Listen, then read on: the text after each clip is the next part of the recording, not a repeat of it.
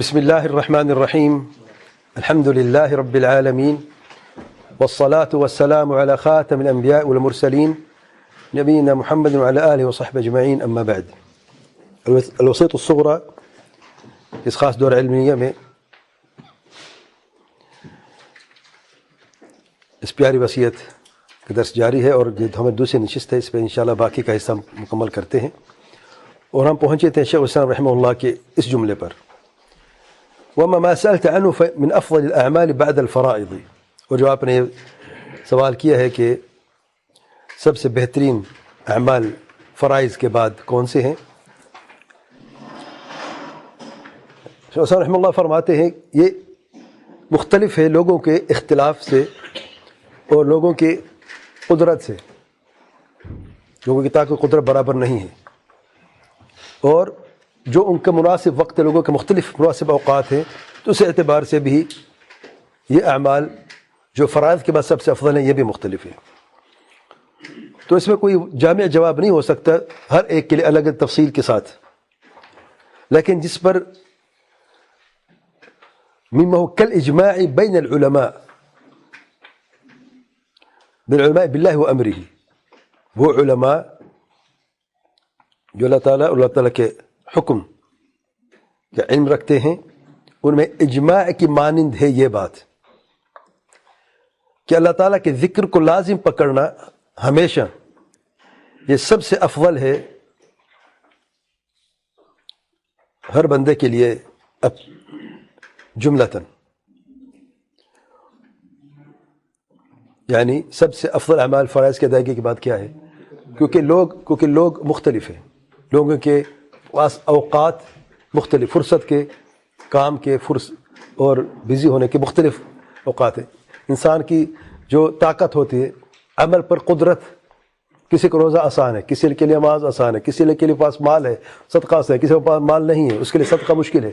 تو اس میں ایک جامع جواب نہیں ہو سکتا نا سب کے لیے کہ آپ کے لیے یہ ہے، عفران کے لیے الگ الگ سے یہ ہے، نہیں. کیونکہ جب لوگوں میں یہ چیز اختلاف پایا جاتا ہے تو فرائض کے ادائیگی کے بعد نیک اعمال جو سب سے افضل صالح اعمال ہیں وہ سب کے لیے مختلف ہے. لیکن جو ایک جامع بات ہے اس پر کل اجماع ہے علماء کے ہاں کہ اللہ تعالیٰ کا ذکر جو ہے وہ فرائض کی ادائیگی کے بعد سب سے افضل ہے. وہ بڑی پیاری بات ہے، یہ سچ بات ہے. سب سے آسان، سب سے افضل فرائض کی ادائیگی کے بعد اللہ تعالیٰ کا ذکر ہے. اور اس کی دلیل میں سے مسلم کی حدیث بیان کرتے ہیں، آپ صلی اللہ علیہ وسلم فرماتے ہیں سبق المفردون، مفردون سبقت لے گئے. قالوا یا رسول اللہ ومن المفردون، یہ مفردون کون ہیں؟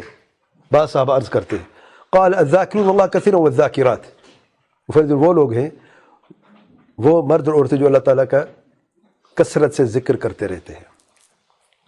مفردون فرد سے جو الگ قسم کے لوگ ہیں، جو کثرت سے ذکر کرنے والے وہ عوام الناس میں سے نہیں ہیں، اس لیے مفردون ہے. فرد ایک کو کہتے ہیں نا، الگ تلگ شخصیت کو، تو مفردون ہے، جمع مفرد کی ہے. یہ خاص قسم کے لوگ ہیں، چاہے مرد ہوں عورتیں ہوں، جو اللہ تعالیٰ کا ذکر کثرت سے کرتے رہتے ہیں. جب اللہ کے ذکر کی بات کرتے ہیں اس سے مراد کیا ہے؟ الاذکار المسنونہ. اچھی طرح سمجھیں، کوئی بھی ذکر نہیں، اس سے ذکر سے کیا مراد ہے؟ مسنونہ سے کیا مراد ہے؟ جس ذکر کی دلیل موجود ہو. تفصیل ابھی آئے گی آگے، لیکن ہمیں اچھی طرح سمجھنا چاہیے کہ ذکر صرف ذکر نہیں کیا جاتا بلکہ مسنون ذکر مطلوب ہے. قرآن سنت کے جہاں پر بھی ذکر کا لفظ ہے تو اس سے مراد وہ ذکر جس پر دلیل ہو. قال اللہ وقال رسول اللہ صلی اللہ علیہ وسلم، اپنے تئیں اپنی مطلب کے اپنی مرضی کے ذکر کی کوئی گنجائش نہیں، وہ ذکر نہیں ہوتا. بدعت ہوتا ہے، اور بدعت گمراہی ہے، اور ہر گمراہی کا ٹھکانہ جہنم ہے. کچھ لوگ کہتے ہیں اللہ اللہ سب سے آسان ذکر ہے، ہم کرتے اللہ اللہ اللہ. ذکر ہے یہ؟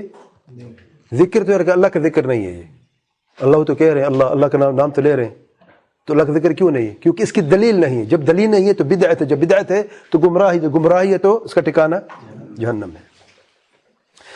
پھر فرماتے ہیں جیسے کہ ابو داؤد کی روایت میں آیا ہے، ابو درداء روایت کرتے ہیں آپ صلی اللہ علیہ وسلم سے، الا انبئکم بخیر اعمالکم، کیا میں تمہیں خبر نہ دوں سب سے بہترین اعمال تمہارے، وازکاها عند ملککم، تمہارے مالک ہیں سب سے زیادہ پاک، وارفعها فی درجاتکم، تمہارے درجات کے لیے سب سے زیادہ بلند، وخیر لکم من اعطاء الذهب والورق، اور اس سے زیادہ بہتر کہ آپ لوگ اللہ کے راستے میں سونا اور چاندی دیتے رہو، ومن ان تلقوا عدوکم فتضربوا اعناقهم ويضربوا اعناقکم، اور اس سے بھی بہتر کہ آپ کا سامنا اپنے دشمن کے ساتھ یعنی جہاد میں تم ان کی گردن اڑاؤ، تمہاری گردن اڑائیں، قالوا بلى یا رسول اللہ، قال ذکر اللہ۔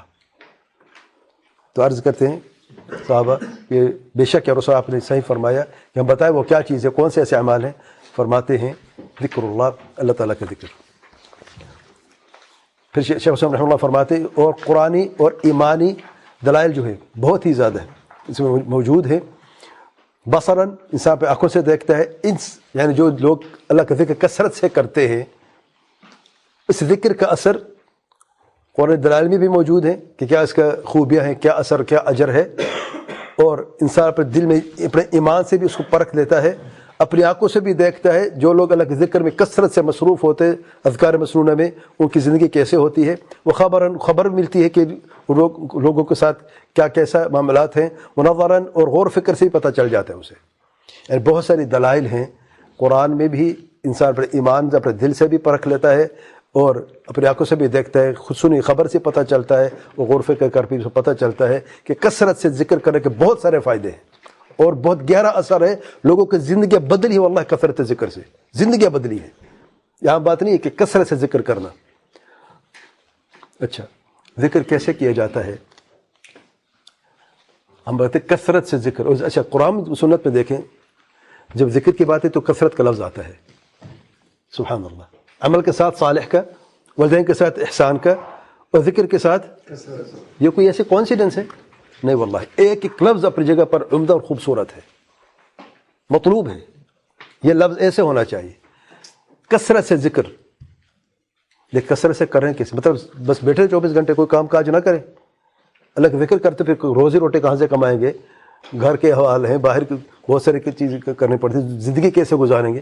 اس کے باوجود بھی آپ زندگی کی روزمرہ زندگی بھی کام بھی کرتے رہیں، رزق حلال بھی تلاش کریں، وہ بھی کمائیں، بچے کی تعلیم کو بھی وقت دیں، گھر والوں کو بھی وقت دیں، والدین کو بھی وقت دیں، دوست احباب کے لیے جو شریعت نے وہ بھی اپنائیں، اس کے باوجود بھی آپ کثرت سے ذکر کرنے والوں میں شامل ہو سکتے ہیں۔ کیسے؟ آئیے دیکھتے ہیں۔ شیخ حسین رحمہ اللہ فرماتے ہیں وَأَقَلُّ ذَلِكَ، اس میں سے کم سے ترین درجہ جو یہ ہے کہ بندہ جو اذکار مأثورہ ہیں یعنی مسنون اذکار جو ہیں، عن معلم الخیر، معلم آپ صلی اللہ علیہ وسلم جو خیر کی تعلیم دی ہے، وہ امام المتقین صلی اللہ علیہ وسلم، اور متقین کے امام جو ہیں علیہ الصلوۃ والسلام، وہ آپ لازم پکڑیں، جیسا کہ وقتی طور پہ اذکار پڑھے جاتے ہیں فی اول نہار و آخرہ، صبح شام کے اذکار، وعند اخذ المضجع، صبح شام کے اذکار۔ یہ بھی خوشخبری دے دوں کہ یہاں پر ساتھی جو خالی ہاتھ نہ جائیں، یہ تحفہ ہمارے بعض ساتھیوں نے ارینج کیا ہے، حصن المسلم، اس میں اردو بھی ہے، انگلش ترجمہ بھی ہے، اور اس میں تمام دعائیں جن کا ذکر یہاں پر اس کتابچے میں بھی موجود ہے وصیت میں، اور اس کے علاوہ بھی آپ اس کو اپنے پاس رکھیں، یہ آپ کے گھر کی زیب و زینت ہونی چاہیے، پاکٹ سائز ہے، چھوٹا سا ہے، آپ یہ پڑھیں، اس میں تمام وہ اذکار موجود ہیں جو سنت سے ثابت ہے، حوالہ بھی موجود ہے، ذکر عربی میں بھی ہے، غالباً عربی میں ہے، ہاں عربی میں بھی ہے، اور اس کا ترجمہ جو ہے اردو اور انگلش دونوں میں موجود ہے۔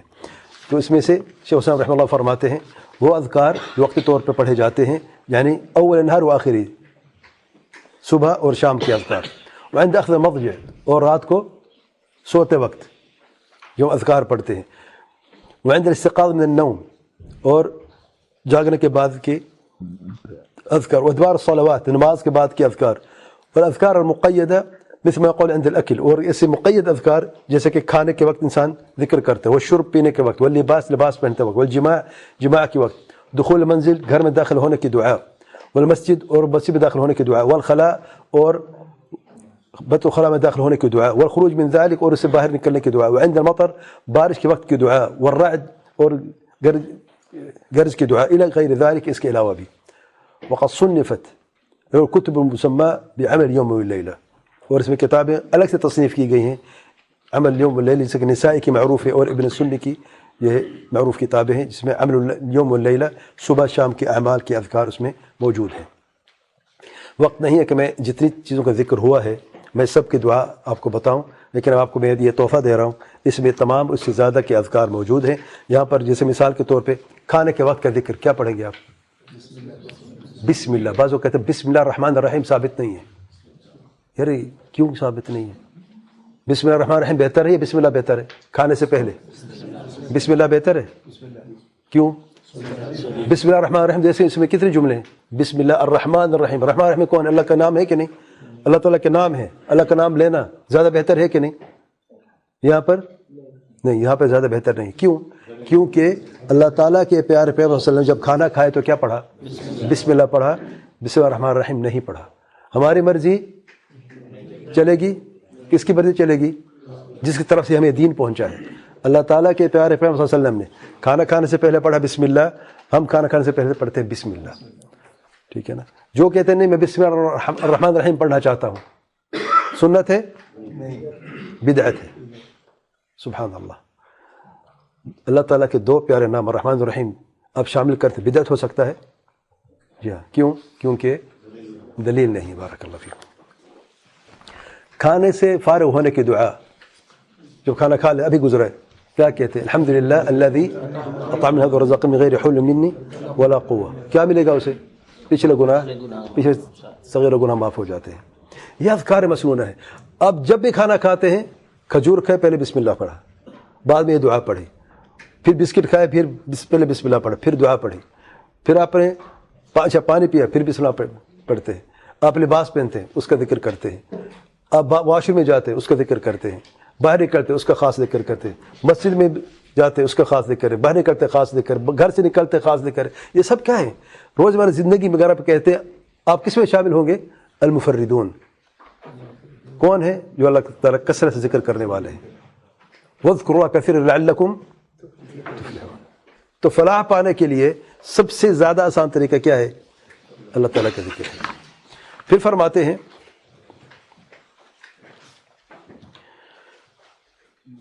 اور مطلقاً جو ہے یہ اذکار مقید جس کا ذکر کیا گیا، یا خاص اذکار خاص وقت میں خاص حالت میں کیے جاتے ہیں، یہ مقید اذکار ہے۔ مطلقاً جو اذکار ہیں ان کو لازم کرنا، جو سب سے افضل ذکر کون سا مطلق؟ لا الہ الا اللہ۔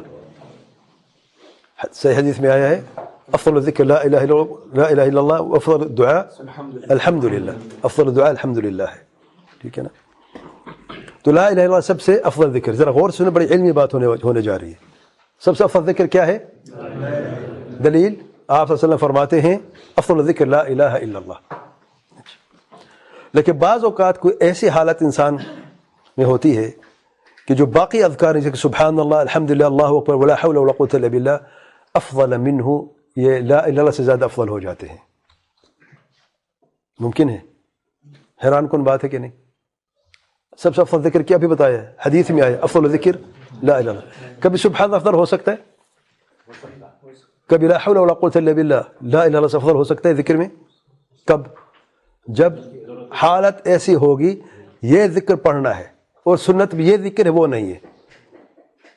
جب مؤذن کہتا ہے حی علی الصلاۃ، میں کہوں لا الہ الا اللہ، کیوں بھائی؟ افضل ذکر تو ہے، کیا پڑھنا چاہیے؟ ہم سب کیا پڑھتے ہیں؟ یہ حدیث میں افضل ذکر کیا ہے؟ لا الہ الا اللہ ہے۔ تو یہاں پر افضل ذکر کیوں نہیں ہے؟ کیونکہ آپ صلی اللہ علیہ وسلم نے ہمارے کیا رہنمائی کی ہے؟ جب مؤذن کہے حی علی الصلاۃ ہم کہتے ہیں لا حول ولا قوۃ الا باللہ۔ تو افضل یہاں پہ کیا ہوا اس خاص حالت میں؟ لا حول ولا قوۃ الا باللہ۔ مطلقاً وہ ہے بغیر کسی قید کے، لیکن جب قید کی بات آئی ہے تو اب لا الہ سے افضل کیا ہو گیا ہے؟ ٹھیک ہے۔ اچھا آپ نیچے اتر رہے تو کیا ذکر کرتے ہیں؟ افضل ذکر لا الہ الا اللہ ہے۔ اب پڑھتے لا الہ الا اللہ، اب نیچے کی طرف اپنے جانا ہے، اترنا ہے، سیڑھیاں نیچے اتر رہے ہیں آپ۔ ابھی پہلے پڑھے تھے لا الہ الا اللہ، آپ رکتے ہیں پھر کہتے ہیں سبحان اللہ، پڑھتے سبحان اللہ سبحان اللہ۔ یار کیوں آپ نے بدل لیا؟ کیونکہ سنت یہی ہے۔ اتباع سنت عزیز ہے، لازمی ہے، اور اس کا جو خیر آپ اور اس کا جو اثر اپنی زندگی میں ہوگا نا آپ سوچ نہیں سکتے۔ سبحان اللہ۔ آپ اونچائی کی طرف جا رہے ہیں، اب سیڑھیاں چڑھ رہے ہیں، آپ پہلے پڑھے تھے لا الہ الا اللہ ذکر کر رہے ہیں، ٹھیک ہے نا؟ اب سیڑھیاں چڑھ رہے ہیں، گھر کی طرف جا رہے ہیں، آپ کے گھر دوسری منزل پہ ہے، اچانک اب کیا بدلیں گے؟ اللہ اکبر اللہ اکبر اللہ اکبر۔ کیوں؟ کیونکہ حالت بدلی آپ کی۔ یہاں پہ قید اور ہے. اونچائی میں جب آپ صلی اللہ علیہ وسلم جاتے تھے اونچائی کی طرف کیا پڑھتے تھے؟ کون سے ذکر مسلم ثابت ہے؟ اللہ اکبر اللہ اکبر. تو اسے ثابت ہوا کہ مطلق ذکر افضل ہے، سب سے افضل ہے لا الہ الا اللہ. لیکن جب کوئی خاص حالت خاص قید آتی ہے تو بعض مفضول اذکار فاضل ہو جاتے ہیں اور فضیلت لے لیتے ہیں. جی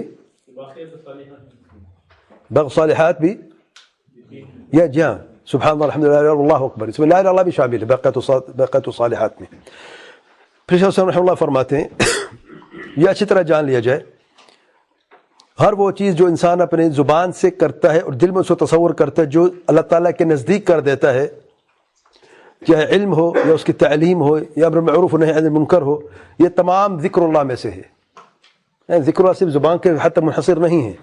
ہر وہ چیز جو اللہ تعالیٰ جو آپ کو اللہ کے قریب کر دیتے، چاہے قول و فعل ہو جس میں امر معروف نہی منکر شامل ہو، علم اور تعلیم بھی شامل ہے، یہ سب اللہ کے ذکر میں سے ہے. ولهذا من اشتغل بطلب العلم النافع بعد اداء الفرائض او جلس مجلسا يتفقه او يفقه فيه الفقه، اور اس لیے جو طلب العلم النافع جو ہے فرائض کی ادائیگی کے بعد وہ طلب کرے یا کوئی فقہ مجلس میں بیٹھ جائے علم حاصل کرنے کے لیے، تعلیم دینے کے لیے، جسے اللہ اور رسول صلی اللہ علیہ وسلم نے فقہ بیان کیا ہے، یہ بھی سب سے افضل ہے اللہ کے ذکر میں، من افضل ذکر، اللہ تعالیٰ کے ذکر میں سے سب سے افضل ہے. اور اسی لیے شیخ حسین رحمہ اللہ فرماتے ہیں اگر آپ تدبر سے کام لیں تو جو پہلے لوگ گزرے یعنی سلف صالحین جو ہے ان کی باتوں میں آپ کو کوئی زیادہ اختلاف نظر نہیں آئے گا کہ سب سے افضل اعمال کون سے ہیں. اچھا، جب ہم بات کرتے ہیں افضل ذکر لا الہ الا اللہ مطلقاً، یہ کس کی چیز کے بعد ہے؟ بعد قراءۃ القرآن. یہ اچھی طرح سمجھ لیں آپ. افضل ذکر لا الہ الا اللہ کب ہے؟ کیونکہ قرآن میں ذکر ہے کہ نہیں؟ اِنَّا نَحْنُ نَزَّلْنَا الذِّكْرَ وَإِنَّا لَهُ لَحَافِظُونَ. الذکر قرآن میں بھی ذکر ہے نا، کیونکہ اللہ تعالیٰ کے پاک کلام ہے اور لا الہ الا اللہ خاص ذکر ہے، تو قرآن مجید جو ہے سب سے بہترین ذکر ہے. اب قرآن مجید کی تلاوت کے بعد جو افضل ذکر وہ کیا ہے؟ وہ ہے لا الہ الا اللہ. پھر شیخ صاحب رحمہ اللہ فرماتے ہیں، یہ وضاحت میں نے کہیں بتا دو علمی بات تک پتہ چل جائے. پھر شیخ صاحب رحمہ اللہ فرماتے ہیں اگر کسی کو کوئی معاملہ مشتبہ ہو جائے، تذبذب کا شکار ہو جائے بندے پر، تو کیا کرے؟ یعنی کون سا میں اس میں سے عمل صالح کون سا کروں؟ اب طلب علم بھی شامل ہے، تعلیم بھی شامل ہے، اذکار مسنونہ بھی شامل ہے، اس میں جو نیکیاں ہیں تمام جو اللہ تعالیٰ کے نزدیک کرے وہ بھی شامل ہیں، تو میری زیادہ فائدہ مند کون سی ہے؟ اب کون سے کروں میں؟ تو بڑی پیاری بات فرماتے ہیں تو اس کو استخارہ کرنا چاہیے، جو مشروع استخارہ ہے، اور وہ کبھی نادم نہیں ہو جس نے اللہ تعالیٰ سے استخارہ طلب کیا ہے، اور اس میں کثرت سے کرے اور کثرت سے دعا بھی پڑھے. استخارہ ہم سمجھتے کہ دنیاوی امور کے لیے کیا جاتا ہے، شادی کرنی ہے اس لڑکی سے کرنی ہو یا اس سے کرنی ہے، استخارہ کرتے ہیں. روزگار کی تلاش میں یہ نوکری ہے یہ وہ نوکری ہے، یہ بزنس ہے کہ وہ بزنس ہے، تجارت کے لیے یہاں پہ استخارہ اس لیے ہوتا ہے نا. استخارہ آپ کبھی سوچا کہ اللہ کے ذکر کے لیے بھی استخارہ کیا جاتا ہے کہ کون سے میرے لیے مناسب ہوگا؟ جب بہت سارے معاملات آپس میں مکس ہو جائے اور آپ پتہ نہیں کہ یہ میرے لیے بہتر ہے کہ وہ میرے لیے بہتر ہے، اس کے لیے بھی استخارہ کیا جاتا ہے. اچھا، میں نماز پڑھوں کہ نہ پڑھوں، اس کے لیے استخارہ ہوتا ہے. فجر کی نماز پڑھنا چاہتا ہوں، استخارہ کروں؟ کیوں؟ یہ بھی تو نیک عمل ہے. فرائض میں کوئی استخارہ نہیں ہوتا میرے بھائی. جو فرائض ہیں والدہ کے حسن سلوک کروں کہ نہ کروں، استخارہ کر تو پھر نہیں، یہ تو ختم ہے، ختم ہو چکا ہے. جو فرائض ہے اس میں استخارہ نہیں ہوتا. نوافل میں کون سے میرے لیے زیادہ بہتر ہے؟ اگر میرے پاس وقت کم ہے، میں نے ان میں سے ایک یا دو پہ عمل کر سکتا ہوں، تو کیا میرے لیے بہتر؟ پھر استخارہ ہوتا ہے، پھر رہنمائی کرتے، خاص رہنمائی، خاص بندے کی، خاص دعا، خاص عمل. استخارہ کے لیے 2 آپ رکعت پڑھتے ہیں، 2 رکعت پڑھنے کے بعد خاص دعا استخارہ اس میں بھی موجود ہے. حسن مسلم میں انشاءاللہ آپ دیکھ لیں، تمام دعائیں اس میں اندر موجود ہیں. تو استخارہ کیا جاتا ہے. وَلْيُكْثِرْ مِنْ ذَلِكَ، اور کثرت سے کرے، اور اس کے ساتھ اور دعا بھی کثرت سے کرے، کیونکہ دعا ہر خیر کی چابی ہے، مفتاح ہے. اور جلد بازی نہ کرے دعا میں، استخارہ بھی کرے، الگ سے دعا بھی کرے کہ اللہ تعالیٰ میرے رہنمائی کر، اللہ تعالیٰ میرے کون سی اس میں نیک عمل بہتر، اللہ تعالیٰ وہ میرے میسر فرما، آسان فرما. کثرت دعا بھی کرے، اور دعا میں عجلت نہ کرے، جلد بازی نہ کرے. یہ کہے کہ میں نے کافی دفعہ دعا مانگی ہے لیکن میری دعا قبول نہیں ہوئی، بلکہ اسے دعا مسلسل کرنی چاہیے، اور جو اوقات فاضلہ ہیں اس کی تلاش میں رہے کہ اس فاضل وقت میں، خاص جو مقرر وقت ہے، اس میں میں دعا مانگوں تاکہ قبولیت کے زیادہ قریب ہو. جیسے کہ رات کا آخری حصہ، جیسے کہ حدیث میں آئے، سے بخاری مسلم کے حدیث میں آئے کہ رات کے آخری حصے، تیسرے حصے میں اللہ تعالیٰ نازل ہوتی ہے، اللہ تعالیٰ کا شان ہے، نزول الہی عز و جل، جیسے کہ اللہ تعالیٰ کا شان ہے. سما دنیا پر نازل ہوتے ہیں، اور اعلان بڑا پیارا اعلان ہوتا ہے. کون ہے جو مجھ سے مغفرت طلب کرے، اسے میں مغفرت کر دوں. کون ہے جو مجھ سے مانگے میں اسے عطا کروں. کون ہے جو مجھ سے دعا کرے میں اس کو دعا قبول کروں. کمال ہے واللہ. رات کا آخری پہر ہے، دنیا سو رہی ہے، لوگ سو رہے ہیں. یہ اللہ کا بندہ اٹھا ہے، بیدار ہوا ہے، اس نے وضو کیا ہے، سرد گرمی کی اسے کوئی پرواہ نہیں ہے، اور رب کے بارگاہ میں سر جھکا کر، ہاتھ سینے پہ باندھ کر اپنے رب کے سامنے، رب کے بارگاہ میں نماز پڑھ رہا ہے. صلاۃ اللیل، تہجد کی نماز. کمال ہے بھائی. خلوت ہے، دل نرم ہے، تقوی سے بھرا ہوا ہے، ایمان مضبوط ہے، آنکھیں تر ہیں، وہ زبان پہ اللہ کا ذکر ہے، اور اللہ تعالیٰ سے دعا ہے. اب اس جیسا انسان کون ہے؟ اس سے بڑھ کر جو خوشخبری ہے وہ یہ ہے، انسان کی اس حالت میں، اس وقت میں رب کریم اعلان فرماتا ہے، کون ہے جو مجھ سے مغفرت طلب کر، مجھ سے میں بخش دوں. اللہم اغفر لی، استغفر اللہ استغفر اللہ استغفر اللہ. کمال ہے، مغفرت ہو گئی.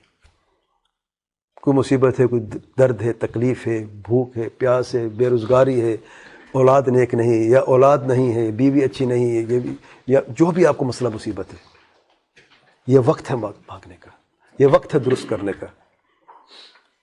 مانگو رب سے. اللہ اعلان کرے، کون ہے جو مجھ سے مانگے میں اسے عطا کروں. ہے سوال کرنے والا، مانگو مجھ سے، دعا کرو مجھ سے، میں دعا تمہاری قبول کروں. مشکل وقت ہے نا، آرام کا وقت، سونے کا وقت. قربان کرنے پر، نیند قربان کرنے پڑے گی آپ کو آرام قربان کرنا پڑے گا. رب کی بارگاہ میں کھڑے ہو کر، سر خم کر کے اپنے حاجت اپنے رب کے سامنے رکھنی ہوگی. اور اسی طریقے سے ادوار الصلوات، نماز کے بعد. اور یہ نوٹ کر، جن احادیث میں دبر الصلاۃ آیا ہے، اس سے مراد سلام سے پہلے. تشہد میں جب تشہد پورا پڑھ لیں آپ، اور درود ابراہیمی بھی پڑھ لیں، اس کے بعد جو اذکار ہیں، جو دعائیں مسنونہ ہیں وہ پڑھیں. اس کے بعد کوئی بھی آپ دعا کرنا چاہیں تو دبر الصلاۃ، جیسے کہ معاذ کی حدیث میں آیا ہے، واللہ انی لاحبک یا معاذ، اے معاذ، اللہ کی قسم سے محبت کرتا ہوں، لا تدع دبر کل صلاۃ، ہر نماز کے آخر میں یہ نہ چھوڑنا الفاظ، اللہم اعنی علی ذکرک و شکرک و حسن عبادتک. ہم کب پڑھتے ہیں یہ؟ سلام سے پہلے، سلام کے بعد؟ سلام سے پہلے. سلام سے پہلے یہ ذکر جو ہے، اسی پہ آپ تشہد کا اختتام کرتے ہیں. اللہم اعنی، اللہ میرے مدد فرما، علی ذکرک، اپنے ذکر پر، و شکرک، آپ شکر پہ، و حسن عبادت، اور حسن عبادت پہ. پھر جب اگلی عبادت کریں گے آپ، نماز یہاں پر آپ نے ختم کی ہے اس دعا سے، تو اگلی عبادت آپ کس سے بہتر ہے؟ ذکر بھی آسان ہوگا، شکر بھی آسان ہوگا، حسن عبادت بھی اور آسان ہو جائے گی. اور ہر نماز کے آخر میں کریں تو اس طریقے سے آپ کے ان چیزوں میں ترقی ہوتی جائے گی. وعند الاذان، اذان کے وقت بھی دعا مسنون، دعا قبول کے وقت. وقت المطر، وقت نزول المطر، جب بارش نازل ہو تب بھی کوئی دعا کرے تو دعا قبول ہوتی ہے. ونحو ذالک، اور اس طریقے سے. مسافر جی، سجدے میں حالت ہے، حالت انسان سب سے زیادہ قریب سجدے میں ہوتا ہے. یہ وقت کی بات ہو رہی ہے، تو حالت انسان کے سجدے میں جو ہے وہ اللہ کے سب سے زیادہ قریب ہوتا ہے.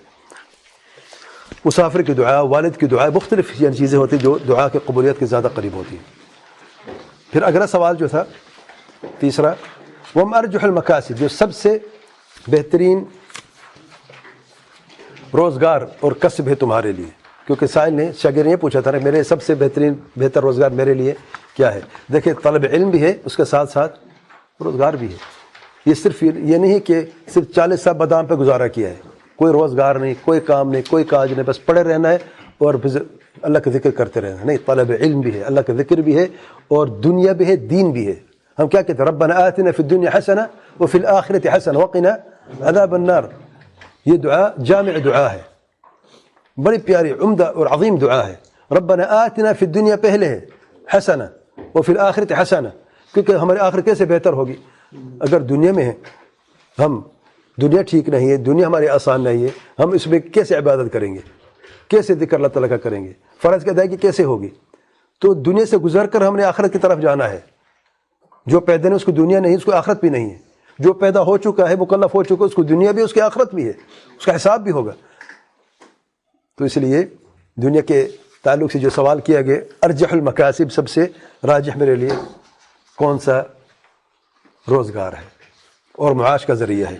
فرماتے بڑا پیارا جواب، سب کے لیے برابر معاش ہوتا ہے. آپ کا ہنر الگ، میرا الگ، تعلیم الگ، ہمت الگ، برابر ہو سکتا ہے کیا؟ جواب ایک جامع ہو سکتا ہے؟ کوئی نہیں ہو سکتا. تو جامع جواب سنیں ذرا، جامع جواب کیا ہے اس کا؟ فرماتے ہیں فالتوکل علی اللہ والثقة بکفایتہ حسن الظن به. تین چیزیں ہیں. جو بھی عمل کرنا ہے کریں، جو آپ کے لیے میسر ہو وہ کریں. کوئی ڈاکٹر جان بننا چاہتا ہے، انجینئر بننا چاہتا ہے، ٹیچر بننا چاہتا ہے، یا کوئی اس کو اور ہنر آتا ہے، جو بھی کرنا چاہتے ہو، یار آئی ٹی میں جانا چاہتے ہو جاؤ، لیکن یہ تین چیزیں آپ کے ساتھ ہونی چاہیے. یہ بہت پیارے ہتھیار ہیں ہر اس شخص کے لیے جو روزگار کی تلاش میں ہے. التوکل، اللہ تعالیٰ پر بھروسہ کرنا، حق التوکل اعقلها وتوکل. سبب پہلے ہے، اللہ پہ بھروسہ اس کے بعد ہے. یعنی کہ گھر میں بیٹھے اللہ مجھے روزگار دے گا، خود چل کے آئے گا، اللہ غفور الرحیم ہے. جاؤ تلاش کی تھی، روزی روٹی کی تلاش کی جاتی ہے نا، جاؤ تلاش کرو، گھر سے نکلو، اللہ دے گا. ایک عرابی آیا، بدو آیا، اور بھرے بازار میں اس نے اپنی اونٹنی کو چھوڑ کے چلا گیا بغیر باندھے. تو آپ صلی اللہ علیہ وسلم نے پوچھا کہاں جا رہے؟ یہ اونٹنی. کہتے اللہ پہ بھروسہ کر کے جانو، توکلت علی اللہ. تو آپ فرماتے اعقلها وتوکل، اس سے پہلے باندھو پھر توکل کرو. یہ تو کوئی بھی اس کو لے کے جائے گا نا. تو باندھنا سبب ہے اس کے چوری نہ ہونے کے، یعنی چوری سے بچنے کے لیے. آپ یوں کھول کے جا رہے تو کوئی بھی اس کو پکڑ کے لے جائے گا. یہ توکل نہیں ہے. تو توکل اللہ، پھر والثقۃ بکفایتہ، اور یقین رکھنا کہ اللہ ہی کافی ہے. قناعت ہے، جتنا ہے اللہ پہ بھروسہ ہے، میری کفایت پوری ہو جائے گی، میرے گھر والوں کی. بہتری کی طرف انسان جائے وہ الگ بات ہے، بغیر جیسے آگے بیان ہوگا بغیر طمع نہیں ہونا چاہیے، طیب نفس ہونی چاہیے. کیونکہ طمع ہوگا پھر اس میں نافرمانی بھی ہوگی، پھر حرام بھی ہوگا.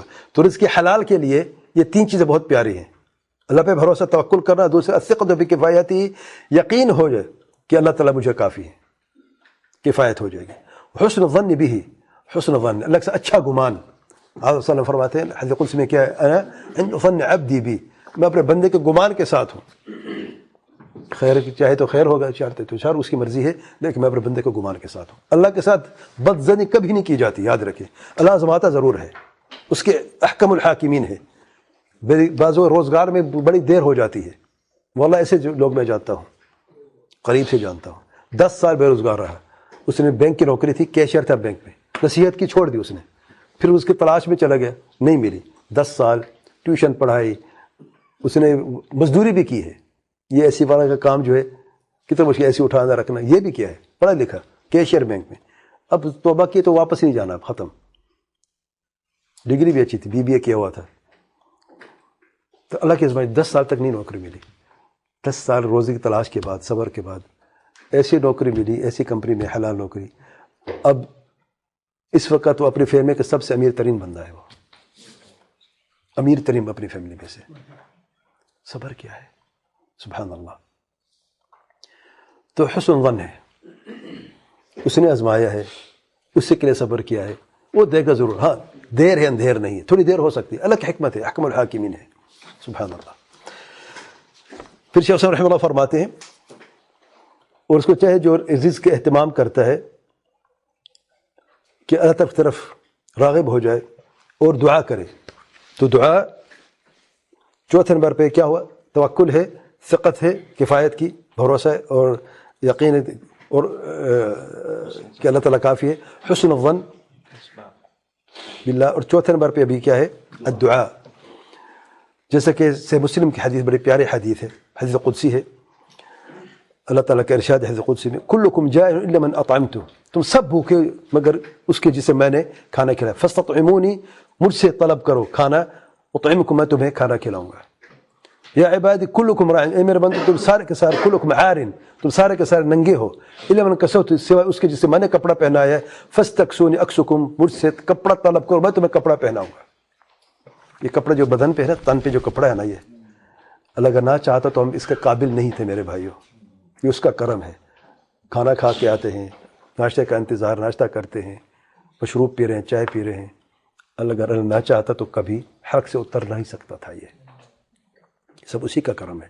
اس لیے بار بار ہر آن میں رب سے دعا مانگتے رہو. دعا کی یہ اہمیت ہے.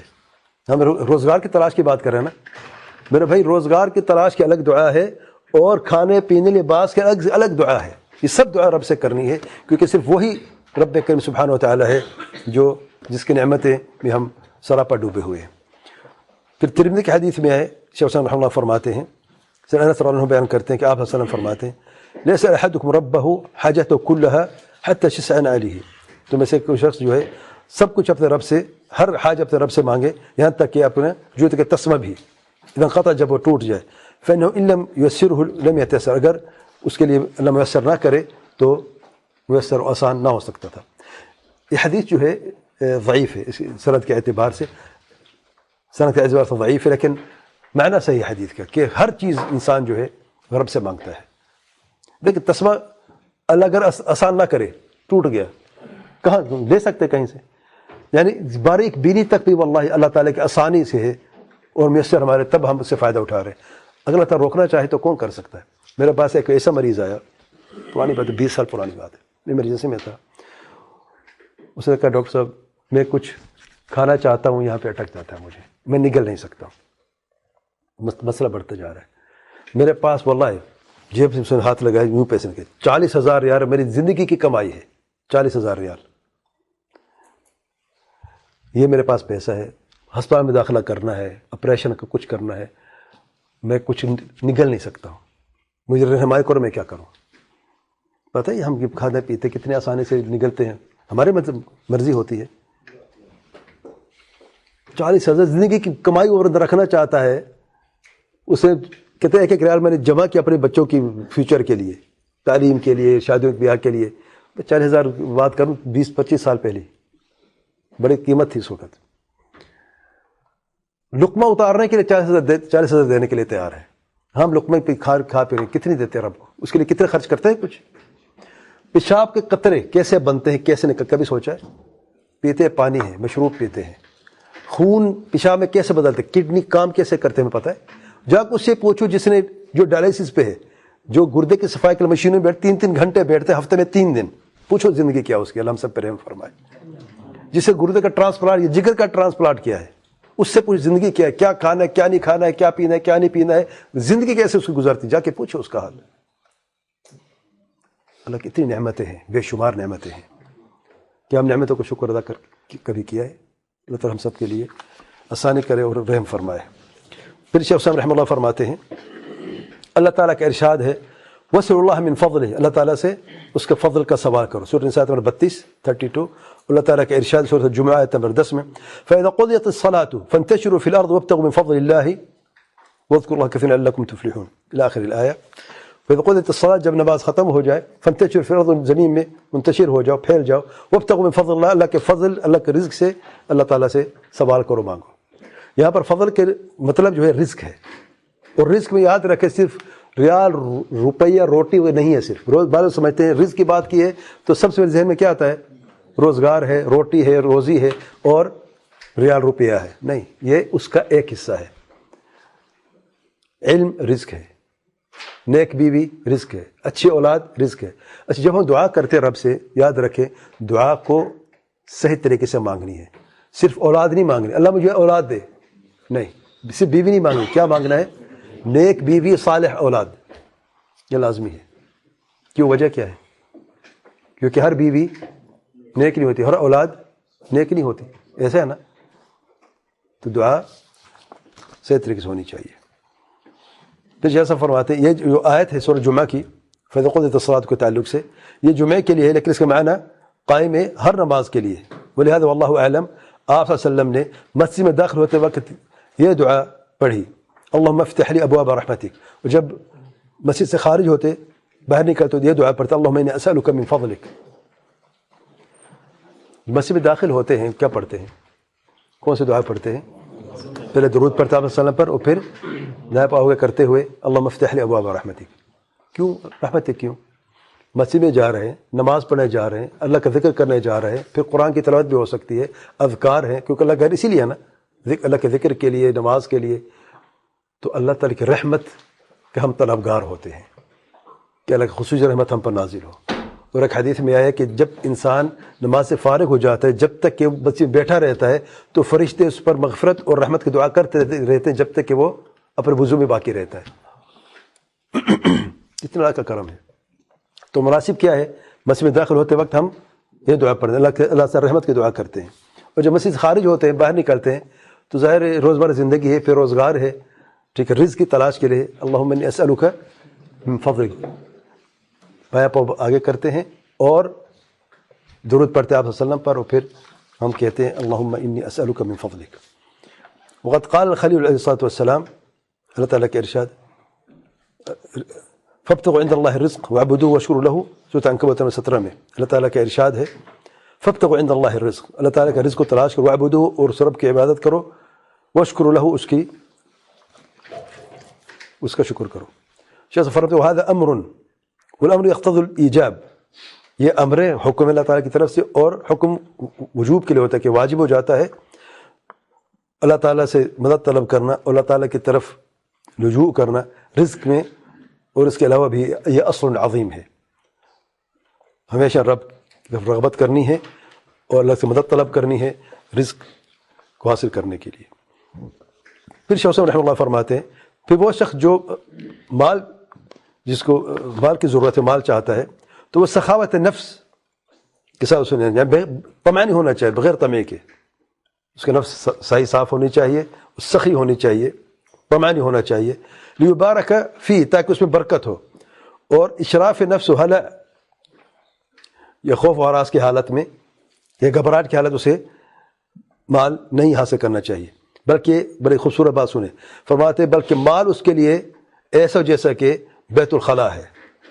بیت الخلاء قضاء حاجت کے لیے استعمال ہم کرتے ہیں، تو مال کی حیثیت کیسے، کتنا زیادہ کمانے، حرص مال کے لیے کتنی ہونی چاہیے، جیسے کہ انسان بیت الخلاء میں جاتا ہے قضاء حاجت کے لیے، جو ضرورت کے لیے جاتا ہے، اور دل میں بھی اس کی اتنی جگہ ہونی چاہیے، اور اس کی سعی مال حاصل کرنے کے لیے اتنی ہونی چاہیے جیسا کہ اس کا اصلاح الخلاء، جیسا کہ انسان واش روم میں جاتا ہے بیت الخلاء میں، اور پر قضاء حاجت کرتا ہے، پھر باہر نکلتا ہے۔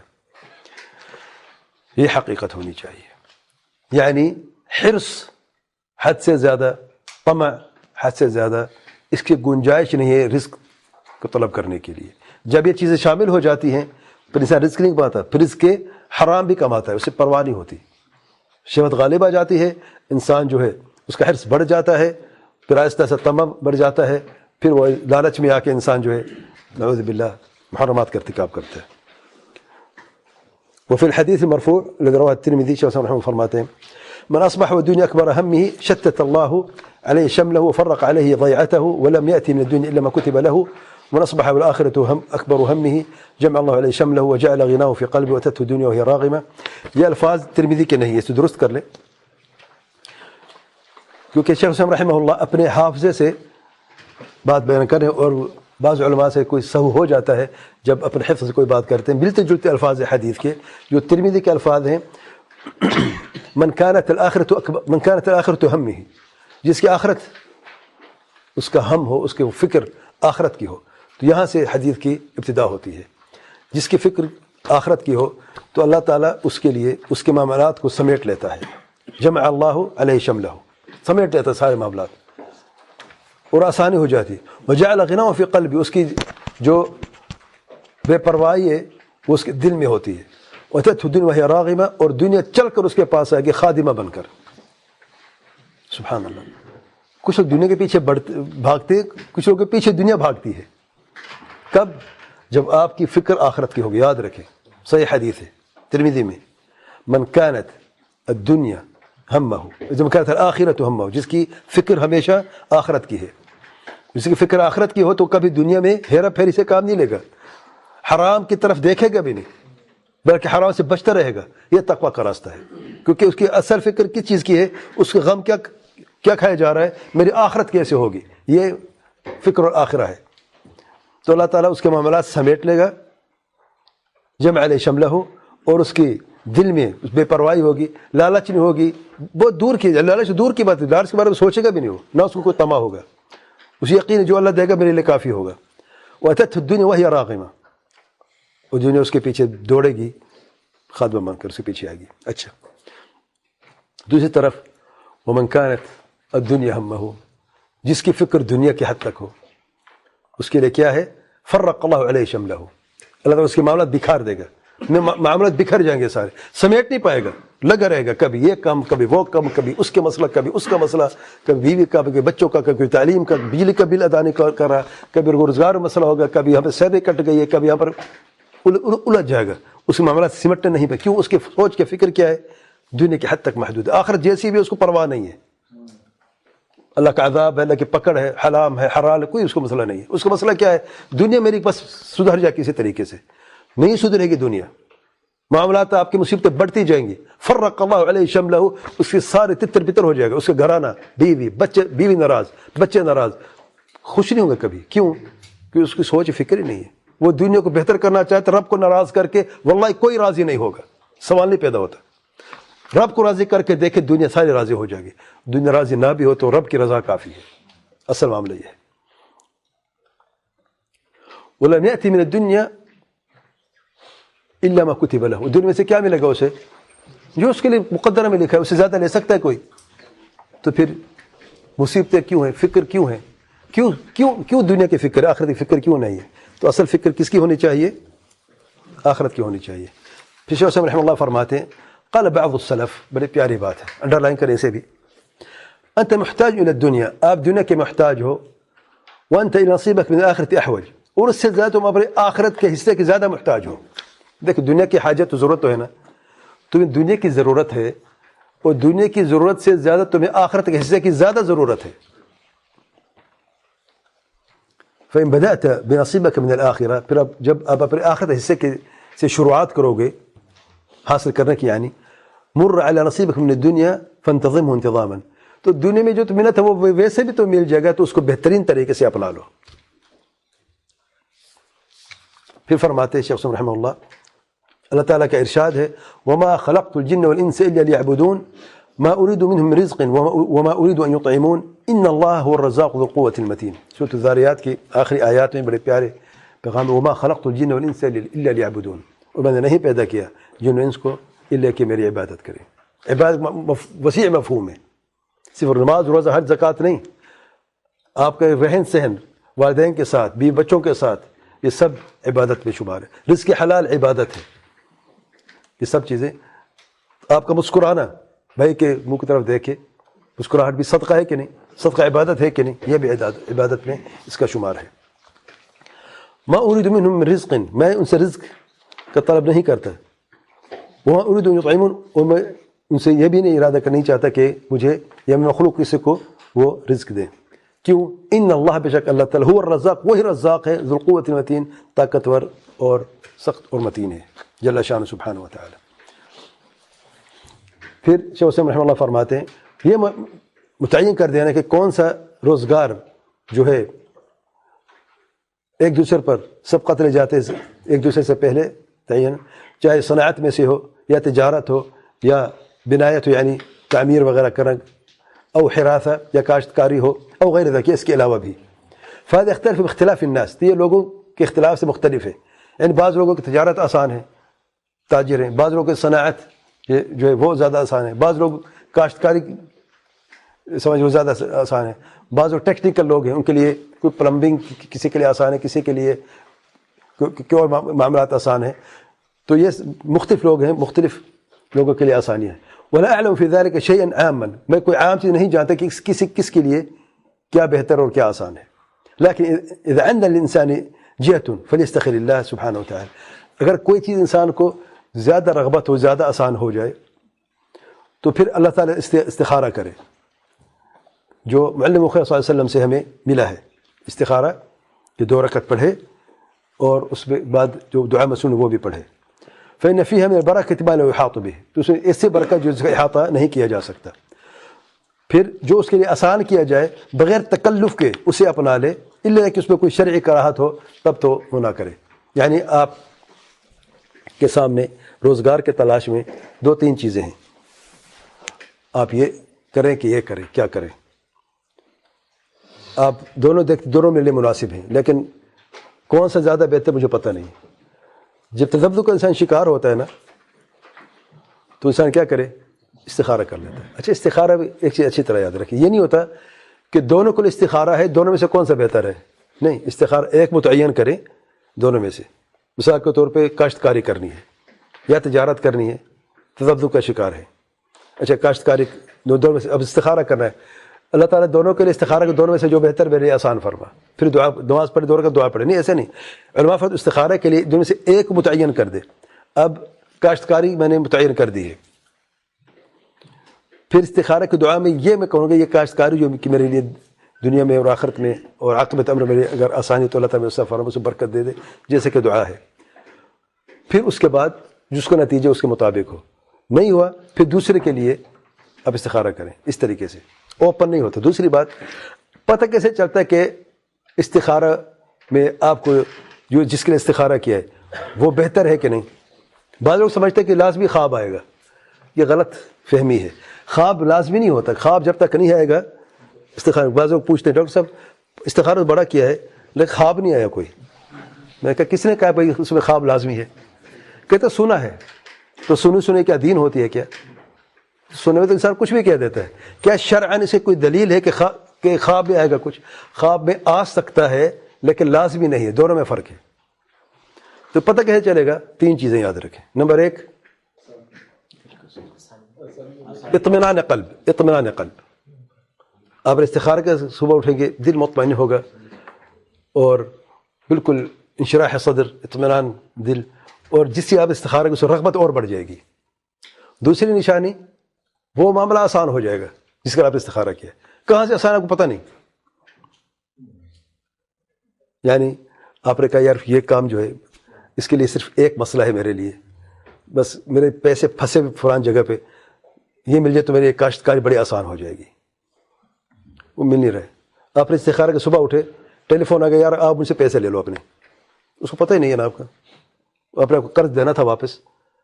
استخارہ کے بعد آپ کو ٹیلی فون آیا، اس نے کہا یار جو آپ کو میں نے ادھار دینا تھا مجھ سے لے لیں آپ، تو آسانی ہوئی کہ نہیں؟ کب ہوئی؟ استخارہ کے بعد۔ یعنی یہ کیا ہے، اس طرف آپ جائیں کہ نہیں، یا آپ کام آپ کے لیے آسان ہو گیا، میں نے استخارہ آپ کے لیے یہ بہتر ہے۔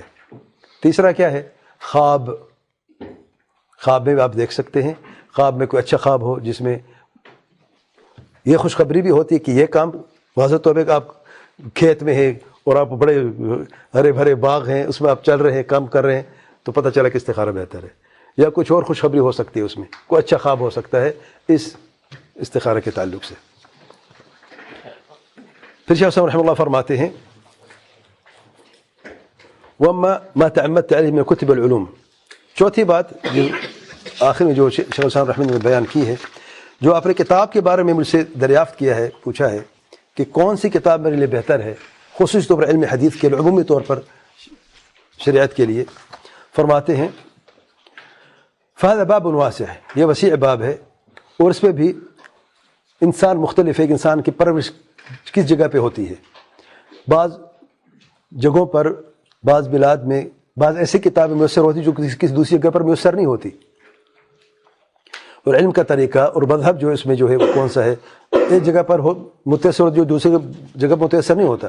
لیکن جماع الخیر یہ ہے، لب الباب یہ ہے کہ ان یستعین باللہ سبحانہ فی تلقی العلم، انڈر لائن کریں، علم حاصل کریں سب سے پہلے اللہ تعالیٰ کی مدد طلب کریں، الاستعانۃ باللہ، یہ لازمی ہے تاکہ علم جو ہے وہ اس کی آسانی ہو۔ کون سا علم؟ تلقی علم موروث عن نبی صلی اللہ علیہ وسلم، جو آپ صلی اللہ علیہ وسلم سے علم موروث ہے، کون سا؟ قال اللہ قال رسول اللہ صلی اللہ علیہ وسلم، یہ اصل بنیاد ہے علم کی۔ فَإِنَّهُ الَّذِي يَسْتَحِقُّ أَن يُسَمَّى عِلْمًا، تو یہی ہے جسے علم کہا جاتا ہے، جو اس کے علاوہ ہے یا تو علم ہوگا لیکن نافع نہیں ہوگا، یا سرے سے علم ہی نہیں ہوگا۔ کون سا علم ہے جس کو علم کہا جاتا ہے کہ علم ہے نہیں؟ اب آج کل تو بہت سارے دروازے کھلے ہیں شر کے، میوزک کا علم، میوزیشین بننے کے لیے اکیڈمی، جی یہ علم ہے میوزک کا؟ کوئی علم ہوتا کیا؟ اس علم کا سائنس کہتے ہیں، یہ کون سائنس میں؟ کوریوگرافی، ڈانس کا علم ہے کہ نہیں؟ لوگ جاتے کہ نہیں، سیکھتے کہ نہیں؟ اس کو بھی سائنس کا نام دیا گیا ہے، علم ہے۔ یہ کوئی علم نہیں ہے بھائی، اگرچہ اسے علم کہا گیا ہے، یہ علم نہیں ہے، یہ علم تو نافع نہیں ہے۔ کون سا ہے؟ یاد رکھیں علم نافع نہیں، ہر وہ دنیا کا علم جو آپ کو رب سے دور کر دے، یاد رکھیں علم نافع نہیں ہے یہ، یا دین کا علم جو آپ کو رب سے دور کر دے یہ نافع نہیں، یہ علم جو ہے نقصان دہ علم، نعوذ باللہ۔ بدعت کو دیکھ لیں، بڑے بڑے گدوں پہ بیٹھے ہیں، بڑے علماء سمجھے جاتے ہیں، اور مختلف آیت اللہ ہے، کوئی شیخ الاسلام کا لقب لے گیا، کوئی کیا لے گیا، لوگوں کی رہنمائی کیا کر رہے ہیں، کیا تعلیم دیتے ہیں؟ کہو یا علی مدد کہو، علی مشکل کشا ہے، غوث حاجت روا ہے، یہ کون سی تعلیم ہے بھائی؟ شرک، بدعات، خرافات کی تعلیم، اگرچہ علم کہا جائے علم نہیں ہے، اور اس پر کئی کتابیں موجود ہیں نعوذ باللہ، جس میں واللہ شرک، بدعات، خرافات کوٹ کوٹ کر بھری ہوئی ہیں کتابوں میں۔ مصنف شیخ الاسلام لکھا ہے باہر، یہ شیخ الاسلام ہے نعوذ باللہ۔ شرک بندے کو رب سے دور کرتا ہے، قریب کرتا ہے، سب سے بڑا گناہ شرک، ان شرک لظلم العظیم، یہ علم اسے کہتے ہیں، اسے علم نافع کہا جا سکتا ہے۔ یہ نہ دیکھیں کہ کتاب کتنی خوبصورت ہے، ٹائٹل کتنا بڑا ہے، نہیں، اس سے کام نہیں چلتا، اس کی کوئی حیثیت نہیں ہے۔ کنٹینٹ کیا ہے، مادہ کیا ہے اس کتاب کے اندر، آپ کو رب سے جوڑتا ہے یا توڑتا ہے، قریب کرتے دور کرتے، اصل بات یہ ہے۔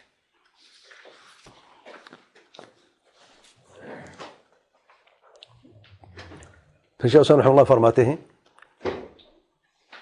اگر علم نافع ہے تو لازمی ہے کہ آپ صلی اللہ علیہ وسلم کی میراث میں سے ہو،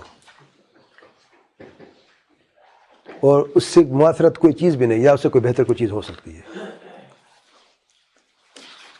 قرآن مجید اور صحیح احادیث سے کوئی چیز بہتر ہو نہیں سکتی۔ پھر شیخ حسین رحمہ اللہ فرماتے ہیں اور اصل جو ہمت ہے اس علم کی جو موروث ہے آپ صلی اللہ علیہ وسلم سے، قال اللہ وقال رسول اللہ صلی اللہ علیہ وسلم، قرآن اور سنت کا علم جو ہے یہ لازمی ہے کہ اس کی ہمت فہم مقاصد رسول صلی اللہ علیہ وسلم، کہ آپ صلی اللہ علیہ وسلم کو جو مقصد ہے، جو مراد ہے، اس کو سمجھنا لازمی ہے۔ انڈر لائن کریں، ذرا اہم بات ہے، صرف علم حدیث کافی نہیں ہے، صرف کافی کہ آپ قرآن مجید سے پڑھ کے کوئی استدلال آیت سے دلیل پکڑنی ہے، نہیں، صحیح سمجھ لازمی ہے، اور زیادہ تر تمام ہمت اس پہ لگانا ہے کہ مراد کیا ہے، معنی کیا ہے۔ وَلْتَكُنْ هِمَّتُهُ فَهْمُ مَقَاصِدِ رسول اللہ صلی اللہ علیہ وسلم، اس کو انڈر لائن کریں اوپر صفحے کے اوپر حصے میں۔ اور اس کی ہمت، یا طالب علم کی ہمت جو ہے وہ آپ صلی اللہ علیہ وسلم کی صرف حدیث نہیں پڑھنی، بلکہ اس کا جو مقصد، آپ صلی اللہ علیہ وسلم کا مقصد کیا، مراد کیا ہے اس حدیث سے، وہ اسے کہتے ہیں صحیح معنی، صحیح مفہوم، فہم السلف، صحابہ نے کیسے سمجھا آپ صلی اللہ علیہ وسلم، کیونکہ آپ صلی اللہ علیہ وسلم نے کس کو تعلیم دی ہے براہ راست؟ قول تو ہے آپ صلی اللہ علیہ وسلم کا، فعل بھی ہے، وصف بھی ہے، صحابہ نے براہ راست کیسے سمجھا ہے، اس لیے فہم السلف بہت لازمی ہے۔ اس لیے ہمت اس پہ لگانی ہے کہ صحیح معنی مراد کیا ہے اس حدیث سے، نہ کہ صرف حدیث کافی، صرف حدیث کافی نہیں ہے، حدیث کا صحیح مفہوم اور آپ صلی اللہ علیہ وسلم کا مقصد و مراد سمجھنا بہت لازمی ہے۔ فی امرہ و نہیہ، جو بھی حکم آپ صلی اللہ علیہ وسلم نے دیا ہے یا جس چیز سے منع فرمایا ہے، وہ سائر کلامی، اور تمام جو آپ صلی اللہ علیہ وسلم کے جو فرامین ہیں سب کا جو ہے صحیح معنی مراد سمجھنا چاہیے۔ اچھا پھر کیا ہوگا؟ فَإِذَا اطْمَأَنَّ قَلْبُهُ أَنَّ هَذَا هُوَ رسول صلی اللہ علیہ وسلم، اگر دل میں اطمینان ہو جائے کہ یہی مراد ہے آپ صلی اللہ علیہ وسلم کی، فَلَا يَعْدِلُ عَنْهُ، اسے کبھی چھوڑے نہیں، اسے لازم پکڑ لے، فِي بَيْنَهُ وَبَيْنَ اللَّهِ تعالیٰ، اپنے اور اپنے رب کے بیچ میں، لا مع الناس، لوگوں کی طرف نہ دیکھے کہ لوگ کیا کہیں گے، ان امکان ذلك، اگر وہ کر سکتا ہے۔ آیت پڑھی الحمدللہ، صحیح سمجھا، عمل کرو۔ حدیث پڑھی، آپ صلی اللہ علیہ وسلم کو مراد کیا ہے سمجھ آ گئی ہے، صحیح دل میں اطمینان ہو گیا ہے کہ یہی واقع یہی مراد ہے، دل کیسے مطمئن ہوگا جب تک آپ کے پاس کوئی ترازو نہیں ہوگا؟ ترازو کیا ہے؟ فہم السلف۔ آپ نے حدیث پڑھی ہے اور اس حدیث پہ آپ نے عمل کیا ہے، بعد پتہ چلا تو وہ حدیث ضعیف تھی، پھر کرو گے عمل؟ نہیں کرو گے۔ حدیث پڑھی ہے، عام مسئلہ دیکھیں، رفع الیدین کا مسئلہ دیکھیں، آپ کافی جھگڑا ہوتا ہے رفع الیدین کے معاملے پر، بھئی مستحب ہے، مستحب نہیں ہے، کرنا ہے نہیں کرنا ہے، یہ دلیل پیش کرتے، وہ دلیل پیش کرتے ہیں۔ آپ متفق علیہ حدیث بخاری مسلم میں دیکھا ہے، سنن میں دیکھا ہے، پتہ چلا کہ رفع الیدین سنت سے ثابت ہے۔ اس کے لیے ابو حمید ساعدی کی حدیث جو ہے صحیح بخاری میں، یعنی وہ ابو داؤد میں بھی موجود ہے، جب 10 صحابہ کی جماعت میں انہوں نے نماز پڑھی اور فرمایا کہ میں سب سے بہتر جواب سے نماز کیسے پڑھی ہے، اور دکھائیے کیسے پڑھی آپ صلی اللہ علیہ وسلم نے. تو اس حدیث میں رفع دین انہوں نے کیا ہے اور صحابہ نے بھی دیکھا ہے, اور فرمایا کہ واقعی آپ صلی اللہ علیہ وسلم نماز پڑھا کرتے تھے. الغرض جب آپ کے سامنے واضح نہیں کوئی مسئلہ تو آپ جاتے فہم السلف کی طرف. اب آپ کا جو دل مطمئن ہو گیا ہے, آپ نے اسے قبول کیا ہے, آپ نے کام کرنا شروع کر دیا ہے. ٹھیک ہے. دوسری مثال دیکھیں, اب مسجد پہنچتے امام رکوع کی حالت میں ہے, رکوع میں آپ پہنچ جاتے ہیں, کیا رکعت ہوگی کہ نہیں ہوگی اس میں اختلاف ہو گیا ہے. آپ کیا کرتے ہیں؟ آپ وہ جس پر آپ کا دل مطمئن ہو, دلائل ان کے پاس بھی, دلائل ان کے پاس بھی, رسول اللہ اس میں اختلاف ہوا ہے, دل وقت کہاں مطمئن ہوگا؟ آپ دیکھیں گے کہ سلف سے کیا ہمیں کوئی چیز ثابت ہے کہ نہیں, صحابہ نے اس پہ عمل کیسے کیا, کیا صحابہ سے کوئی ایسے صحابی تھا جو بعد میں آ کے امام جب رکوع میں تھا تب شامل ہوا, اس کے بعد اس نے رکعت پڑھی کہ نہ پڑھی, وہ دوبارہ دہرائی کہ نہ دہرائی؟ اگر کوئی ایسا علم موجود ہے, آثار موجود ہیں حدیث کی کتابوں میں اور صحیح ہیں تو اسے اپنایا جائے, اگر نہیں ہے تو پھر جو ظاہر حدیث ہے اس کی طرف جایا جائے. جب دیکھا ہے احادیث میں اور آثار میں پتہ چلا ہے کہ بعض ایسے صحابہ ہیں جب مسجد میں داخل ہوئے اور امام رکوع کی حالت میں تھے تو انہوں نے دوبارہ رکعت کو دہرایا نہیں ہے, اور اس رکعت کو جو ہے نا یعنی مکمل سمجھا ہے, اور نماز میں سلام کے بعد اس رکعت کو دہرایا نہیں ہے. اور ارواء الغلیل میں علامہ البانی رحمہ اللہ نے 5 صحابہ کا نام بتائے, جس عبداللہ بن زبیر بھی شامل ہے, زید بن ثابت بھی شامل ہے, سیدنا عبداللہ بن مسعود بھی شامل ہے. سیدنا عبداللہ بن مسعود کے بارے میں فرماتے ہیں کہ مسجد میں وہ ان کے شاگرد دونوں داخل ہوئے اور رکوع میں دونوں شامل ہوئے, تو سلام پھیرنے کے بعد ان کے شاگرد اٹھ کے کھڑے ہو گئے, تو انہوں نے ہاتھ سے پکڑ کے بٹھا دیا. پھر سلام پھیرنے کے بعد شاگرد سے کہتے جب رکوع کی حال میں پہنچ جاؤ تو تمہیں رکعت ہو جاتی ہے. اب میرا دل اس پہ مطمئن ہے الحمدللہ کہ جب اگر رکوع کی حال میں پہنچ جاؤں تو میں دوبارہ رکعت نہیں پڑھتا ہوں. کیوں؟ کیونکہ آثار السلف صحابہ کے آثار صحیح سند سے ثابت ہے, تو میں یہ عمل کرتا ہوں. اگر کوئی شخص کہتے نہیں میرا دل مطمئن نہیں ہے اور میں رکعت دوبارہ پڑھنا چاہتا ہوں تو پڑھیں, اس میں کوئی مسئلہ نہیں ہے. یہ اختلاف جو ہے امت میں فروع مسائل میں رہا ہے, اس کے لیے کوئی سینہ تنگ کرنا یا تنگی کرنا یا کوئی اسے بالکل نہیں ہونا چاہیے. ہمارے بھائی ہیں, یہ قول موجود ہے, بعض ہمارے احادیث بھائی جو ہیں اس پہ عمل کرتے ہیں, بالکل ان کا حق ہے, دل کو اس طرف مطمئن ہے. وہ کہتے ہیں ہمارے 2 رکن چھوٹ گئے, سورہ فاتحہ رکن ہے وہ چھوٹ گئے, تو کیسے نماز رکعت کیسے ہو, اسے ہم دوبارہ پڑھنا چاہتے ہیں. کیا صحابہ کو علم نہیں تھا کہ سورہ فاتحہ چھوٹ گئے, رکن چھوٹ گئے؟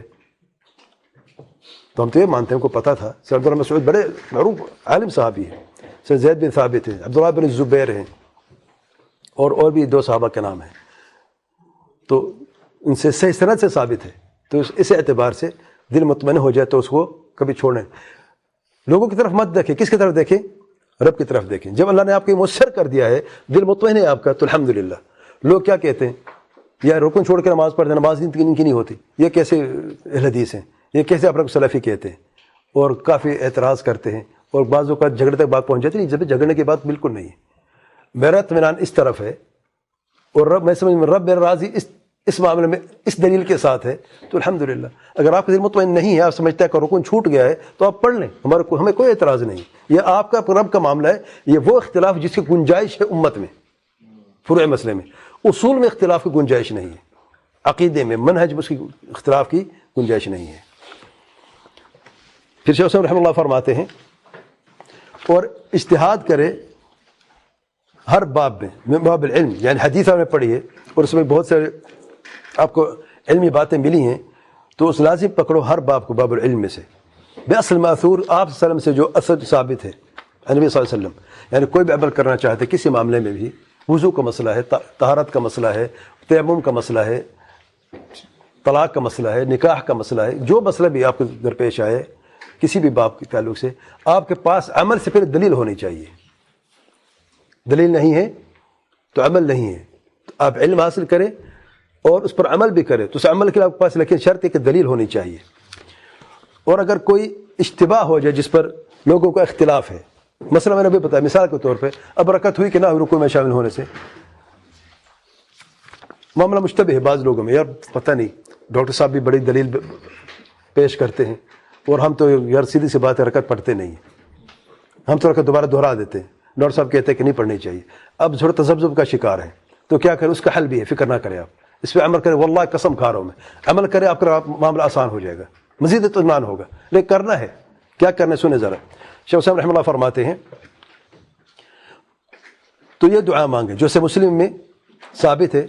سید عائشہ رضی اللہ عنہا بیان کرتے ہیں کہ آپ صلی اللہ علیہ وسلم جب نماز کے لیے قائم ہوتے صلاۃ اللیل کے لیے تو یہ دعا پڑھتے. دعا معصوم بڑی پیاری دعا ہے. اللہم رب جبریل و میکائیل و اسرافیل, اے اللہ رب جبریل و میکائیل و اسرافیل, فاطر السماوات والارض, آسمان اور زمین کو پیدا کرنے والے, عالم الغیب والشہادہ, غیب اور شہادت کا خوب علم رکھنے والے, انت تحکم بین عبادک فیما کانوا فیہ یختلفون, آپ ہی فیصلہ کرتے ہیں اپنے بندوں کے بیچ میں جس پر وہ اختلاف کرتے ہیں. اہدنی, مجھے ہدایت دیں, میری رہنمائی کریں, لما اختلف فیہ من الحق, جس حق میں اختلاف ہوا ہے اس میں میری رہنمائی کی ہدایت دیں. باذنک, اپنے حکم سے, انک تہدی من تشاء الی صراط مستقیم, بے شک آپ جس کو چاہیں اس کو ہدایت دے دیں صراط مستقیم کی طرف. میرے بھائی یہ دعا کثرت سے پڑھیں.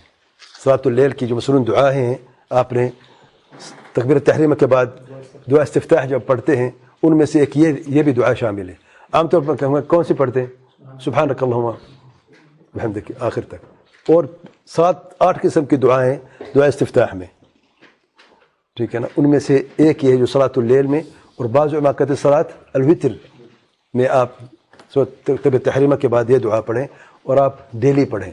واللہ جس میں آپ کو تذبذب, جس معاملے میں دینی معاملہ ہے, آپ کو کوئی شک و شبہ ہے, آپ تذبذب کا شکار ہیں, اختلاف ہے, میں کس طرف جاؤں, میں کوئی عالم بھی بڑا نہیں ہوں, دل مطمئن نہیں ہو رہا, اللہ میری رہنمائی کیجیے میں کس طرف جاؤں. واللہ کچھ دن گزرے گا نہیں, آپ دل میں اطمینان اور سینے میں انشراح اور کشادگی اب انشاءاللہ حاصل کریں گے اور معاملہ آسان ہو جائے گا. اس مسئلے میں بھی رکوع کا مسئلہ میں نے بتایا, رفع دین کا مسئلہ ہے, اس کو بھی آپ کر کے دیکھ لیں بشرطے کہ یہ دعا مانگیں.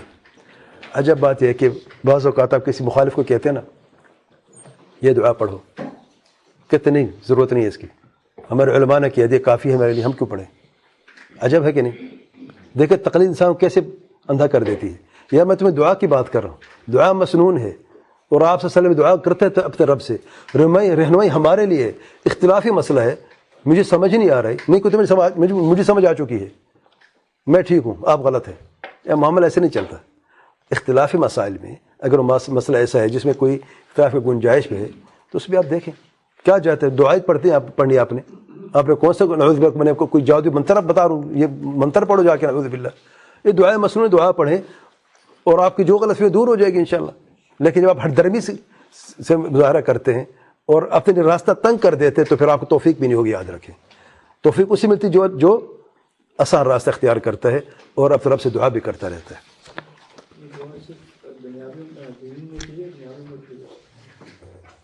ہے تو دینی امور کے دنیا میں بھی ہم کر سکتے ہیں, دینی امور کے لیے خاص طور پر, کیونکہ حق کی بات ہے, حق میں جو اختلاف ہوا ہے اس کے تعلق سے. پھر شیخ حسین رحمہ اللہ فرماتے ہیں,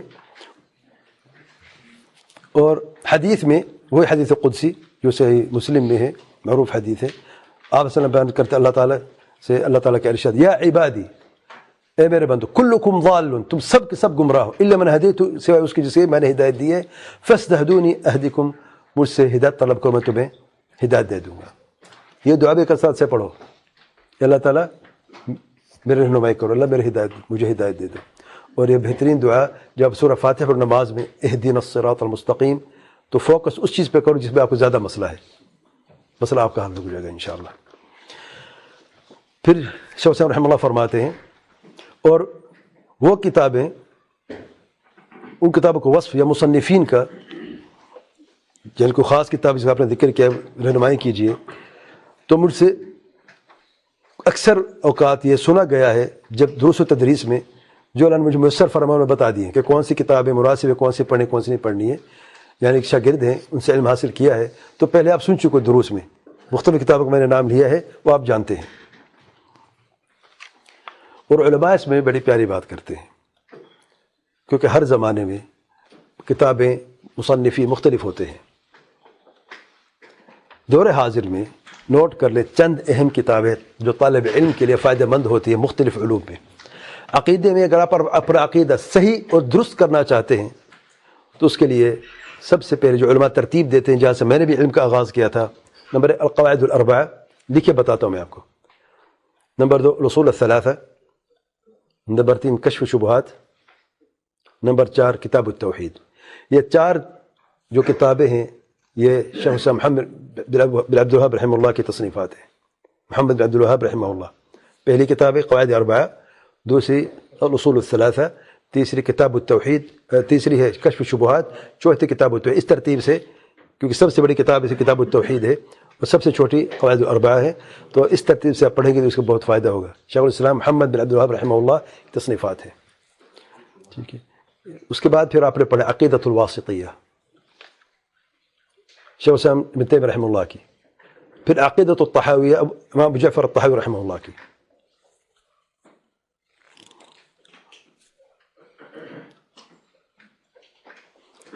یہ آسان سی ترتیب ہے، اس میں آپ کو اللہ تعالیٰ کا حق جو ہے بڑے آسانی سے آپ اس کو سمجھ سکتے ہیں۔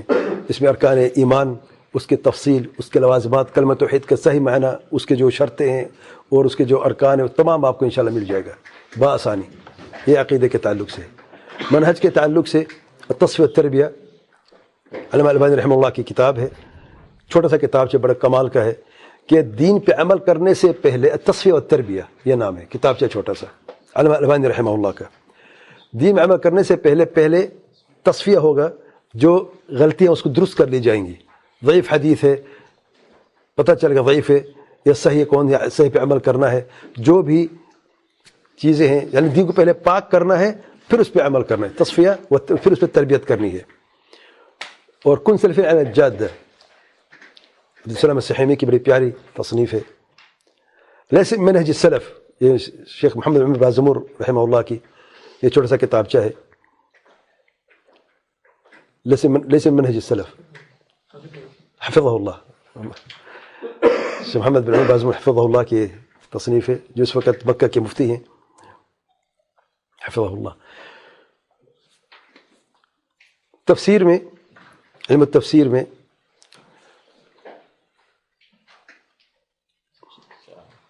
سب سے پہلے نہیں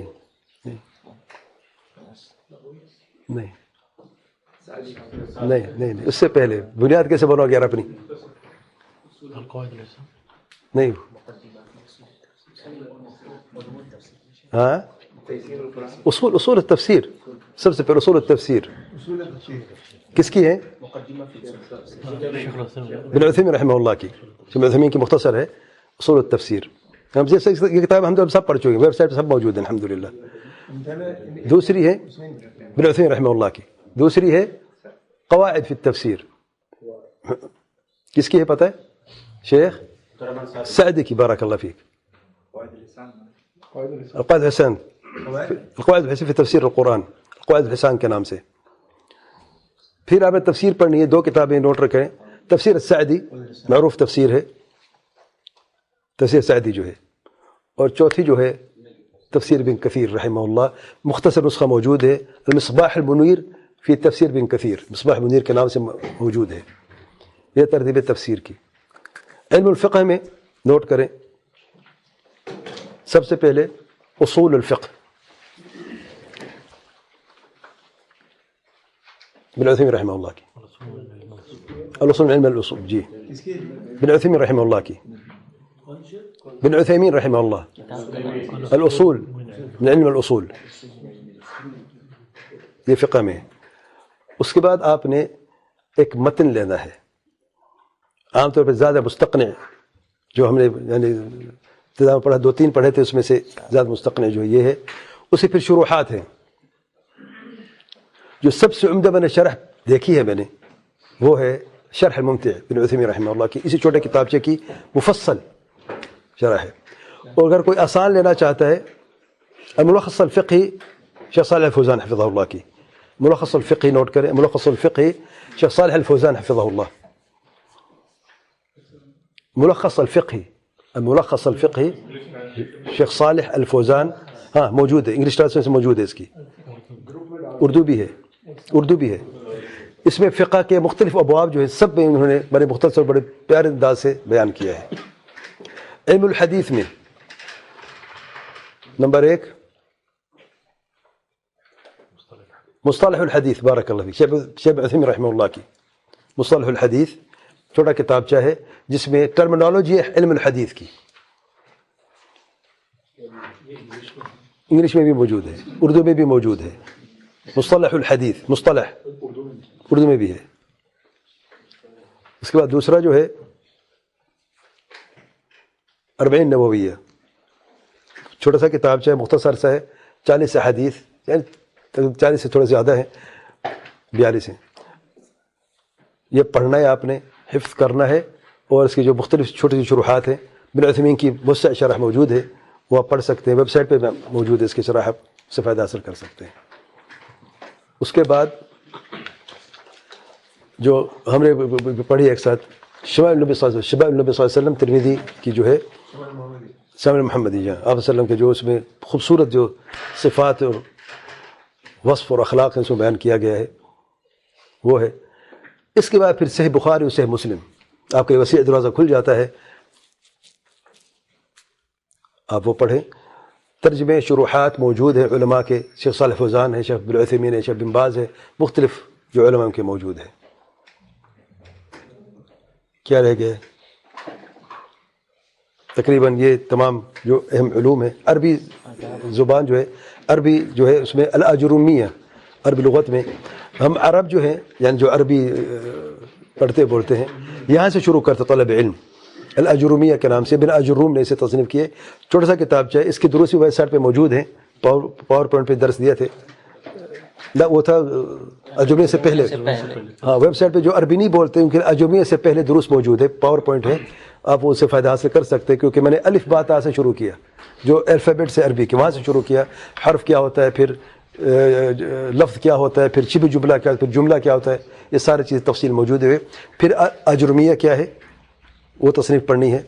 اس کے بعد پھر عام طور پر میں نے دیکھا کہ بعض ساتھ کو مشکل ہو جاتی ہے، اس میں قطر الندى جو ہے وہ کتاب ہے، تھوڑا موسع ہے، ٹھیک ہے نا، اور الفیۃ ابن مالک سب سے بڑی کتاب اس میں سمجھی جاتی ہے۔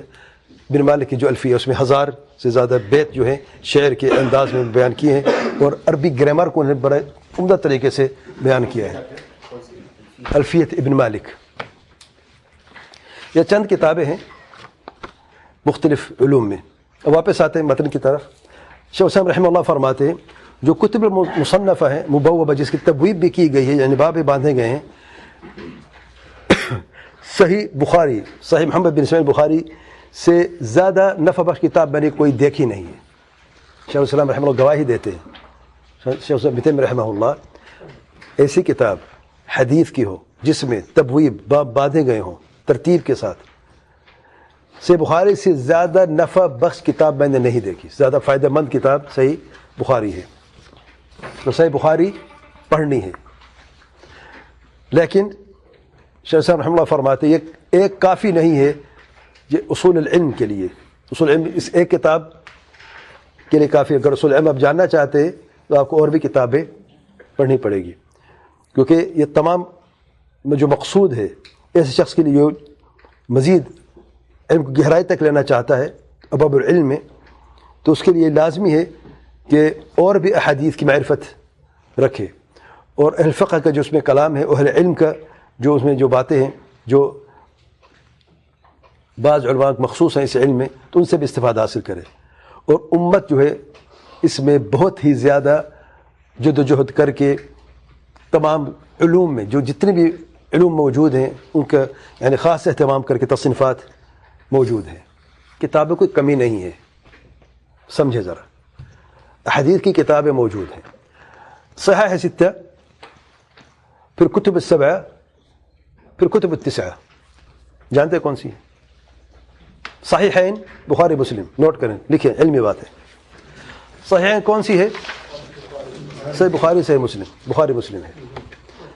الستہ ان دونوں میں 4 شامل کر دیں، سنن ابو داود، جامع الترمذی، سنن النسائی، سنن ابن ماجہ، کتنے ہو گئے؟ 6 ہو گئے۔ 7ویں کتاب کتب الستہ مسند امام احمد، 8ویں کتاب موطأ امام مالک، 7ویں کتاب سنن الدارمی۔ تو یہ 7 کتابیں کتب السبعہ ان کو کہتے ہیں۔ ان میں سے جو عمدہ ہے تقریباً سارا علم جو ہے اس میں آپ کو انشاءاللہ مل جائے گا۔ اور بھی کتابیں کافی موجود ہیں، لیکن ان میں سے یاد رکھیں شیخ صاحب رحمہ اللہ یہ فرمایا کہ کتابوں کی کمی نہیں ہے. صحیح بخاری سب سے عمدہ ترین کتاب ہے, یعنی جو شروط ہیں صحیح الحدیث کے سب سے عمدہ ہیں. جو تبویب ہے فقہ امام بخاری کی حدیث, ایک حدیث کو کئی جگہوں پر بیان کیا ہے, ایک حدیث کا جو شاہد ہے اس کا حصہ لے کے باب باندھ دیا ہے. اپنی باتیں کم ہیں, احادیث آیات اور حدیث سلف کے اقوال زیادہ ہیں. یہ اصل کمال ہوتا ہے. یہ فقہ امام بخاری رحمہ اللہ کی. کبھی کہتے ہیں امام بخاری محدث فقیہ تو نہیں ہے, غلط ہے. امام بخاری محدث بھی ہیں, فقیہ بھی ہیں. فقہ کہاں بھائی؟ کون سی تصنیف ہے امام بخاری کی فقہ کی؟ نہیں, کون سی کتاب ہے فقہ کی امام بخاری کی؟ صحیح بخاری ہے. کیا ہو گئے؟ صحیح بخاری حدیث کی کتاب ہے, لیکن فقہ امام بخاری کسی کتاب میں موجود ہے. کوئی شخص اگر عقیدہ سیکھنا چاہتا ہے نا, عقیدہ, اور آپ سے پوچھتے ہیں عقیدہ کتاب پڑھنا چاہتا ہوں, کہتے عقیدہ واسطہ پڑھو, کہتے ہیں شیخ الاسلام کتاب نہیں پڑھنا چاہتا میں, یہ مجھے نعوذ باللہ گمراہ کر دے گی. بعض لوگ ہوتے ہیں نا بدعقیدہ لوگ قسم کے, جیسے کوئی بعض ایک صوفی سے بات ہو رہی تھی, کہتے پھر مجھے کوئی کتاب دکھائے, وہ کتاب جو متقدمین کی ہو, سلف صالحین کی زمانے کی لکھی ہو, مجھے بتائے. میں نے کہا اچھا ٹھیک ہے, وہ کتاب ہے امام بخاری کی کافی. اچھا میں نے کہا ٹھیک ہے, ایسی کتاب جس پر آپ کو اتفاق ہوگا, اختلاف نہیں ہوگا. پھر میں نے پوچھا سب سے عمدہ کتاب کون سی حدیث کی؟ ویسے پوچھا میں نے, صحیح بخاری. پکی بات ہے, پکی بات ہے. میں کہ یہی پڑھ لو, اس میں عقیدہ کہاں پہ؟ میں نے کہا پڑھو گے تو پتہ چلے گا نا. اس میں عقیدہ بھی ہے, اس میں ایمانیات بھی ہیں, اس میں اخلاقیات بھی ہیں, اس میں عبادات کی جو ترتیب ہے بڑے پیارے انداز میں ہے. الایمان قول و عمل, باب باندھ دیا ہے. مانتے ہو قول و عمل ایمان؟ مجھے تو نہیں مانتے نا, اس میں ہے. اب صحیح بخاری کا ختم تو کرتے ہو, صحیح بخاری میں ہے کہ کبھی دیکھا ہے آپ نے اس پہ عمل کبھی کیا ہے؟ یہ کمال ہے کہ کتنے آپ نے صحیح بخاری کے ختم کیے. کمال یہ ہے کہ آپ نے صحیح بخاری کو پڑھا ہے, سمجھا ہے, عمل کیا ہے کہ نہیں کیا ہے. بات یہ ہے. پھر شیخ صاحب رحمہ اللہ فرماتے ہیں یعنی کتابوں کی کمی نہیں ہے, کمی چیز کی آپ کی رغبت کی, آپ چاہتے کیا ہو. ہر فن میں, ہر علم میں کتابیں موجود ہیں. انڈر لائن کریں, بڑی پیاری بات ہے. فمن نور اللہ قلبہ ہداہ بما یبلغہ من ذلک, جس کا اللہ تعالیٰ دل کو روشن کر دے تو اس کو ہدایت دے دیتا ہے جو اس میں سے وہ چاہتا ہے. دل میں جب آپ کی تنگی ہے, بغض ہے, نفرت ہے ناجائز, تو اس پہ توفیق نہیں ہوگی. سلامت القلب لازم ہے. کتاب پڑھنے سے پہلے دل آپ کا صاف پاک ہونا چاہیے. رب کی رضا مقصود ہے, علم اللہ تعالیٰ کے قرب حاصل کرنے کے لیے مقصود ہے. یعنی کہ میں سینہ تان کے بڑا عالم ہوں, یا علماء کے ساتھ جھگڑا کرنا ہے, یا اپنے ریاکاری دکھائے. نعوذ باللہ. جہنم میں سب سے پہلا عذاب ان تینوں کو ہو جو ان میں سے قاری قرآن بھی ہے. جسے کہا لوگوں کو میں نے قرآن پڑھایا ہے. اللہ پوچھے گا تو قرآن کا علم دے, تو نے کیا کیا؟ کہتے ہیں میں نے لوگوں کو قرآن پہ تعلیم دے, لوگوں کو دیے میں نے. کذب تھا, تو نے جھوٹ بولا ہے. تو نے قرآن کو تو پڑھایا تو ہے, پڑھایا تو, لیکن کس لیے؟ تاکہ لوگ کہیں کہ قاری ہے. لوگوں نے کہا ہے, تمہیں وہ مقصود جو حاصل ہو گیا آپ جو چاہتے تھے. الغرض تو جس کو اللہ تعالیٰ دل روشن کر دے تو اللہ تعالیٰ ہدایت دے دیتا ہے جو وہ چاہتا ہے. ومن عماہ نعوذ باللہ, جس کو اللہ تعالیٰ اندھا کر دے تو کثرت کتب اس کے لیے مزید حیرانگی اور مزید گمراہی کے لیے ثابت ہوں گی. کتابیں بہت ہیں. بدعت کو دیکھیں آپ, مکتبے میں جائیں گے تو انبار ہے کتابوں کا. درس کیا ہے؟ شرک ہے, بدعات ہے, خرافات ہے. نعوذ باللہ. تو یہ کتابیں فائدہ مند ہے اس کے لیے, یہ مزید گمراہی اور حیرانگی کے ثبوت موجود ہے اس کے لیے. یہ ثابت ہوئی کہ اس کے لیے مزید حیرانی اور گمراہی ثابت ہوئی. نعوذ باللہ. کما قال نبی صلی اللہ علیہ وسلم, جیسے کہ آپ صلی اللہ علیہ وسلم نے فرمایا ہے لبید الانصاری, لبید الانصاری سے, اولیست التوراۃ والانجیل عند اليہود والنصارى فما تغنی عنہم, کیا تورات اور انجیل یہود و نصارہ کے پاس نہیں ہے تو کو کیا فائدہ ہوا؟ سبحان اللہ. کیا کتابوں کا ہونا کافی نہیں ہے؟ صرف کتابوں تو یہود و نصارہ کے پاس بھی تھی نا. یہودوں کے پاس تورات, اللہ تعالیٰ کی پاک کلام اللہ نے اپنے ہاتھ سے لکھی تورات, عظیم کتاب ہے. یہودوں کے پاس موجود تھی اور آج بھی ہے. تحریف کر دی, اللہ نے ذمہ نہیں لیا اس کی حفاظت کا, ان کے حوالے کر دیا. تمہارے لیے کتاب ہے نا, تمہارے دین اور دنیا کو بہتر کرنے کے لیے ضابطہ حیات ہے تمہارے لیے, چلو تمہارے حوالے ہے, کیا کرتے ہو؟ انہوں نے اپنے ہاتھوں سے بدلا, تحریف کر کے اس کی رب کی کتاب کو بدل ڈالا. نتیجہ کیا نکلا؟ مغضوب علیہم, اللہ کا غضب پر نازل. عجیب بات ہے, اللہ کی کتاب بھی ہے اور مغضوب علیہم بھی ہے. کیوں, کیا ہوا ہے؟ رب کی نافرمانی کیوں ہوئی ہے؟ کتاب کا غلط معنی لے کے, تحریف کر کے غلط عمل کیا ہے. نتیجہ کیا نکلا؟ نعوذ باللہ, ملعون, اللہ نے لعنت لکھ دی ان کے اوپر, مغضوب علیہم, نعوذ باللہ. نصارہ کے پاس انجیل اللہ کے پاک کلام, اللہ کے العزم رسول عیسیٰ السلام پر نازل ہوئی, اللہ نے ذمہ داری حفاظت کا ان کے حوالے کر دیا, علماء کے حوالے کر دیا, تم اس کے ذمہ دار ہو. تحریف کر دی, تبدیل کر دی, اپنی مرضی اس میں شامل کر دی, اپنی چاہت شامل کر دی, اپنی مرضی کا دین چاہا, اللہ کتاب کو بدل کر اللہ کی مرضی, اپنی مرضی کا دین پہ عمل کیا. اللہ کا جو نازل کردہ دین تھا اس کی خلاف ورزی ہو گئی. ضالین, گمراہ ہے تا قیامت. اللہ کہ جس نے توبہ کر کے اسلام میں داخل ہوا گمراہ ہے, ضالین ہے, اللہ کے غضب کی یہ بھی حقدار ہے, نعوذ باللہ. ہر وہ شخص جو اللہ کے رب کا نافرمان ہے, جو دین کی تحریف کرتا ہے, قرآن یا اللہ کتاب کی تحریف کر کے عمل کرتا ہے, وہ سب میں شامل ہے. وہ گمراہ بھی ہے, اللہ کے غضب کا حقدار بھی ہے, نعوذ باللہ. تو اللہ تعالیٰ کے پیارے پیغمبر صلی اللہ علیہ وسلم اس صحابی سے, ابن لبید انصاری صحابی جو ہیں, کیونکہ مسئلہ یہ ہوتا ہے کہ آپ صلی اللہ علیہ وسلم فرماتے ہیں کہ ایک وقت آئے گا کہ لوگ علم سے دور ہو جائیں گے اور گمراہ ہو جائیں گے. لمبی حدیث ہے, معنی یہ حدیث کا. تو صحابی عرض کرتے ہیں, رسول اللہ صلی اللہ علیہ وسلم, کہ قرآن ہمارے پاس ہے, ہم پڑھیں گے, اولاد کو تعلیم دیں گے, ہماری عورتیں کو پڑھائیں گے قرآن, تو ہم کیسے گمراہ ہو سکتے ہیں؟ تو آپ صلی اللہ علیہ وسلم فرماتے ہیں, کیا یہود و نصارہ کے پاس تورات انجیل نہیں تھی تو کو کچھ فائدہ ہوا؟ نقصان ہوا کہ نہیں؟ کیوں نقصان ہوا؟ کیونکہ اس میں جب صحیح عمل نہیں کیا اور تحریف کر دی تو اس کا نتیجہ بھی ایسا ہی تھا. آج بھی ایسے مسلمان, کئی مسلمان موجود ہیں جو قرآن کے لفظ کی تحریف نہیں کر سکتے, نہ کبھی کر پائیں گے, لیکن معنی کی تحریف کر دی ہے. اپنی شہوت, اپنی مرضی, اپنے مقصد کو پورا کرنے کے لیے اپنی خواہش کے مطابق اپنا دین گھڑ لیا ہے. امت تفرقے میں بٹ گئی ہے. تفرقے کی وجہ کیا ہے؟ اپنی مرضی کا دین چاہتے ہیں, مرضی کا راستہ چاہتے ہیں, مرضی کا عمل چاہتے ہیں, رب کی مرضی نہیں چاہتے. نتیجہ کیا نکلا؟ تفرقہ ہوا. اللہ تعالیٰ نے قرآن مجید کی حفاظت کا خود ذمہ لیا ہے. قرآن مجید کی لفظ کو کوئی بدل نہیں سکتا, لیکن معنی کیا لینا چاہتے وہ امت کے حوالے کر دیا ہے, تمہاری مرضی. لیکن حق ایک ہی ہے. حق دو راستے نہیں, تین راستے نہیں ہیں, حق ایک ہی ہے.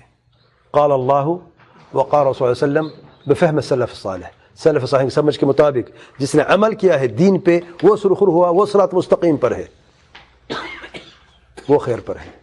جس نے عمل تو کیا ہے لیکن علم کے بغیر, یہ علم ہے لیکن عمل نہیں ہے, یہ یہود و نصارہ کے راستے پر ہے, یہ صراط مستقیم پر نہیں ہے. اگرچہ وہ دعویٰ بھی کرتے رہے, چیخ چیخ کر وہ کہتا بھی رہے, اس کی کوئی حیثیت نہیں ہے, کوئی اعتبار نہیں ہے. تو یہود و نصارہ کے پاس بھی تورات انجیل ہے, ان کے لیے کافی نہیں ہے کیونکہ تحریف کر دی. آج بھی کچھ ایسے مسلمان موجود ہیں جن کے لیے قرآن و سنت کافی نہیں ہے, اگرچہ ان کے پاس قرآن و سنت بھی موجود ہے. کیوں؟ کیونکہ غلط سمجھا ہے, فہم سلف کی نہیں ہے, اپنی مرضی کی ہے. کوئی اندھی تقلید کرتا ہے, کوئی خواب و کشف وجہ ذوق کی بنیاد پہ کرنا چاہتا ہے, کوئی عقل کو منطق کو آگے کر کے عمل کرنا چاہتا ہے. ان تمام چیزوں کو کوئی گنجائش نہیں ہے. صرف ایک ہی راستہ ہے اگر صحیح عمل کرنا ہے, وہ ہے فہم السلف الصالحین. صحابہ اور سلف نے کیسے سمجھا ہے اس کے مطابق دین کو سمجھو, پھر اس پہ عمل کرو. واللہ اس میں جو خیر آپ سوچ بھی نہیں سکتے آپ کو حاصل ہوگا دنیا اور آخرت میں. اور آخر میں دعا ہے, ہم بھی دعا کرتے ہیں, فنسأل اللہ العظیم ان يرزقنا الهدى والسداد, آمین کہیں, ويلهمنا رشدنا, آمین رب العالمین, ويقينا شر انفسنا ولا يزيغ قلوبنا بعد إذ هدانا ويهب لنا من لدنه رحمة إنه هو الوهاب, آمين رب العالمين. والحمد لله رب العالمين, وصلاته على أشرف المرسلين صلى الله عليه وآله وصحبه أجمعين. سبحانك اللهم وبحمدك, أشهد أن لا إله إلا أنت, أستغفرك وأتوب إليك. جی بند کر لیں.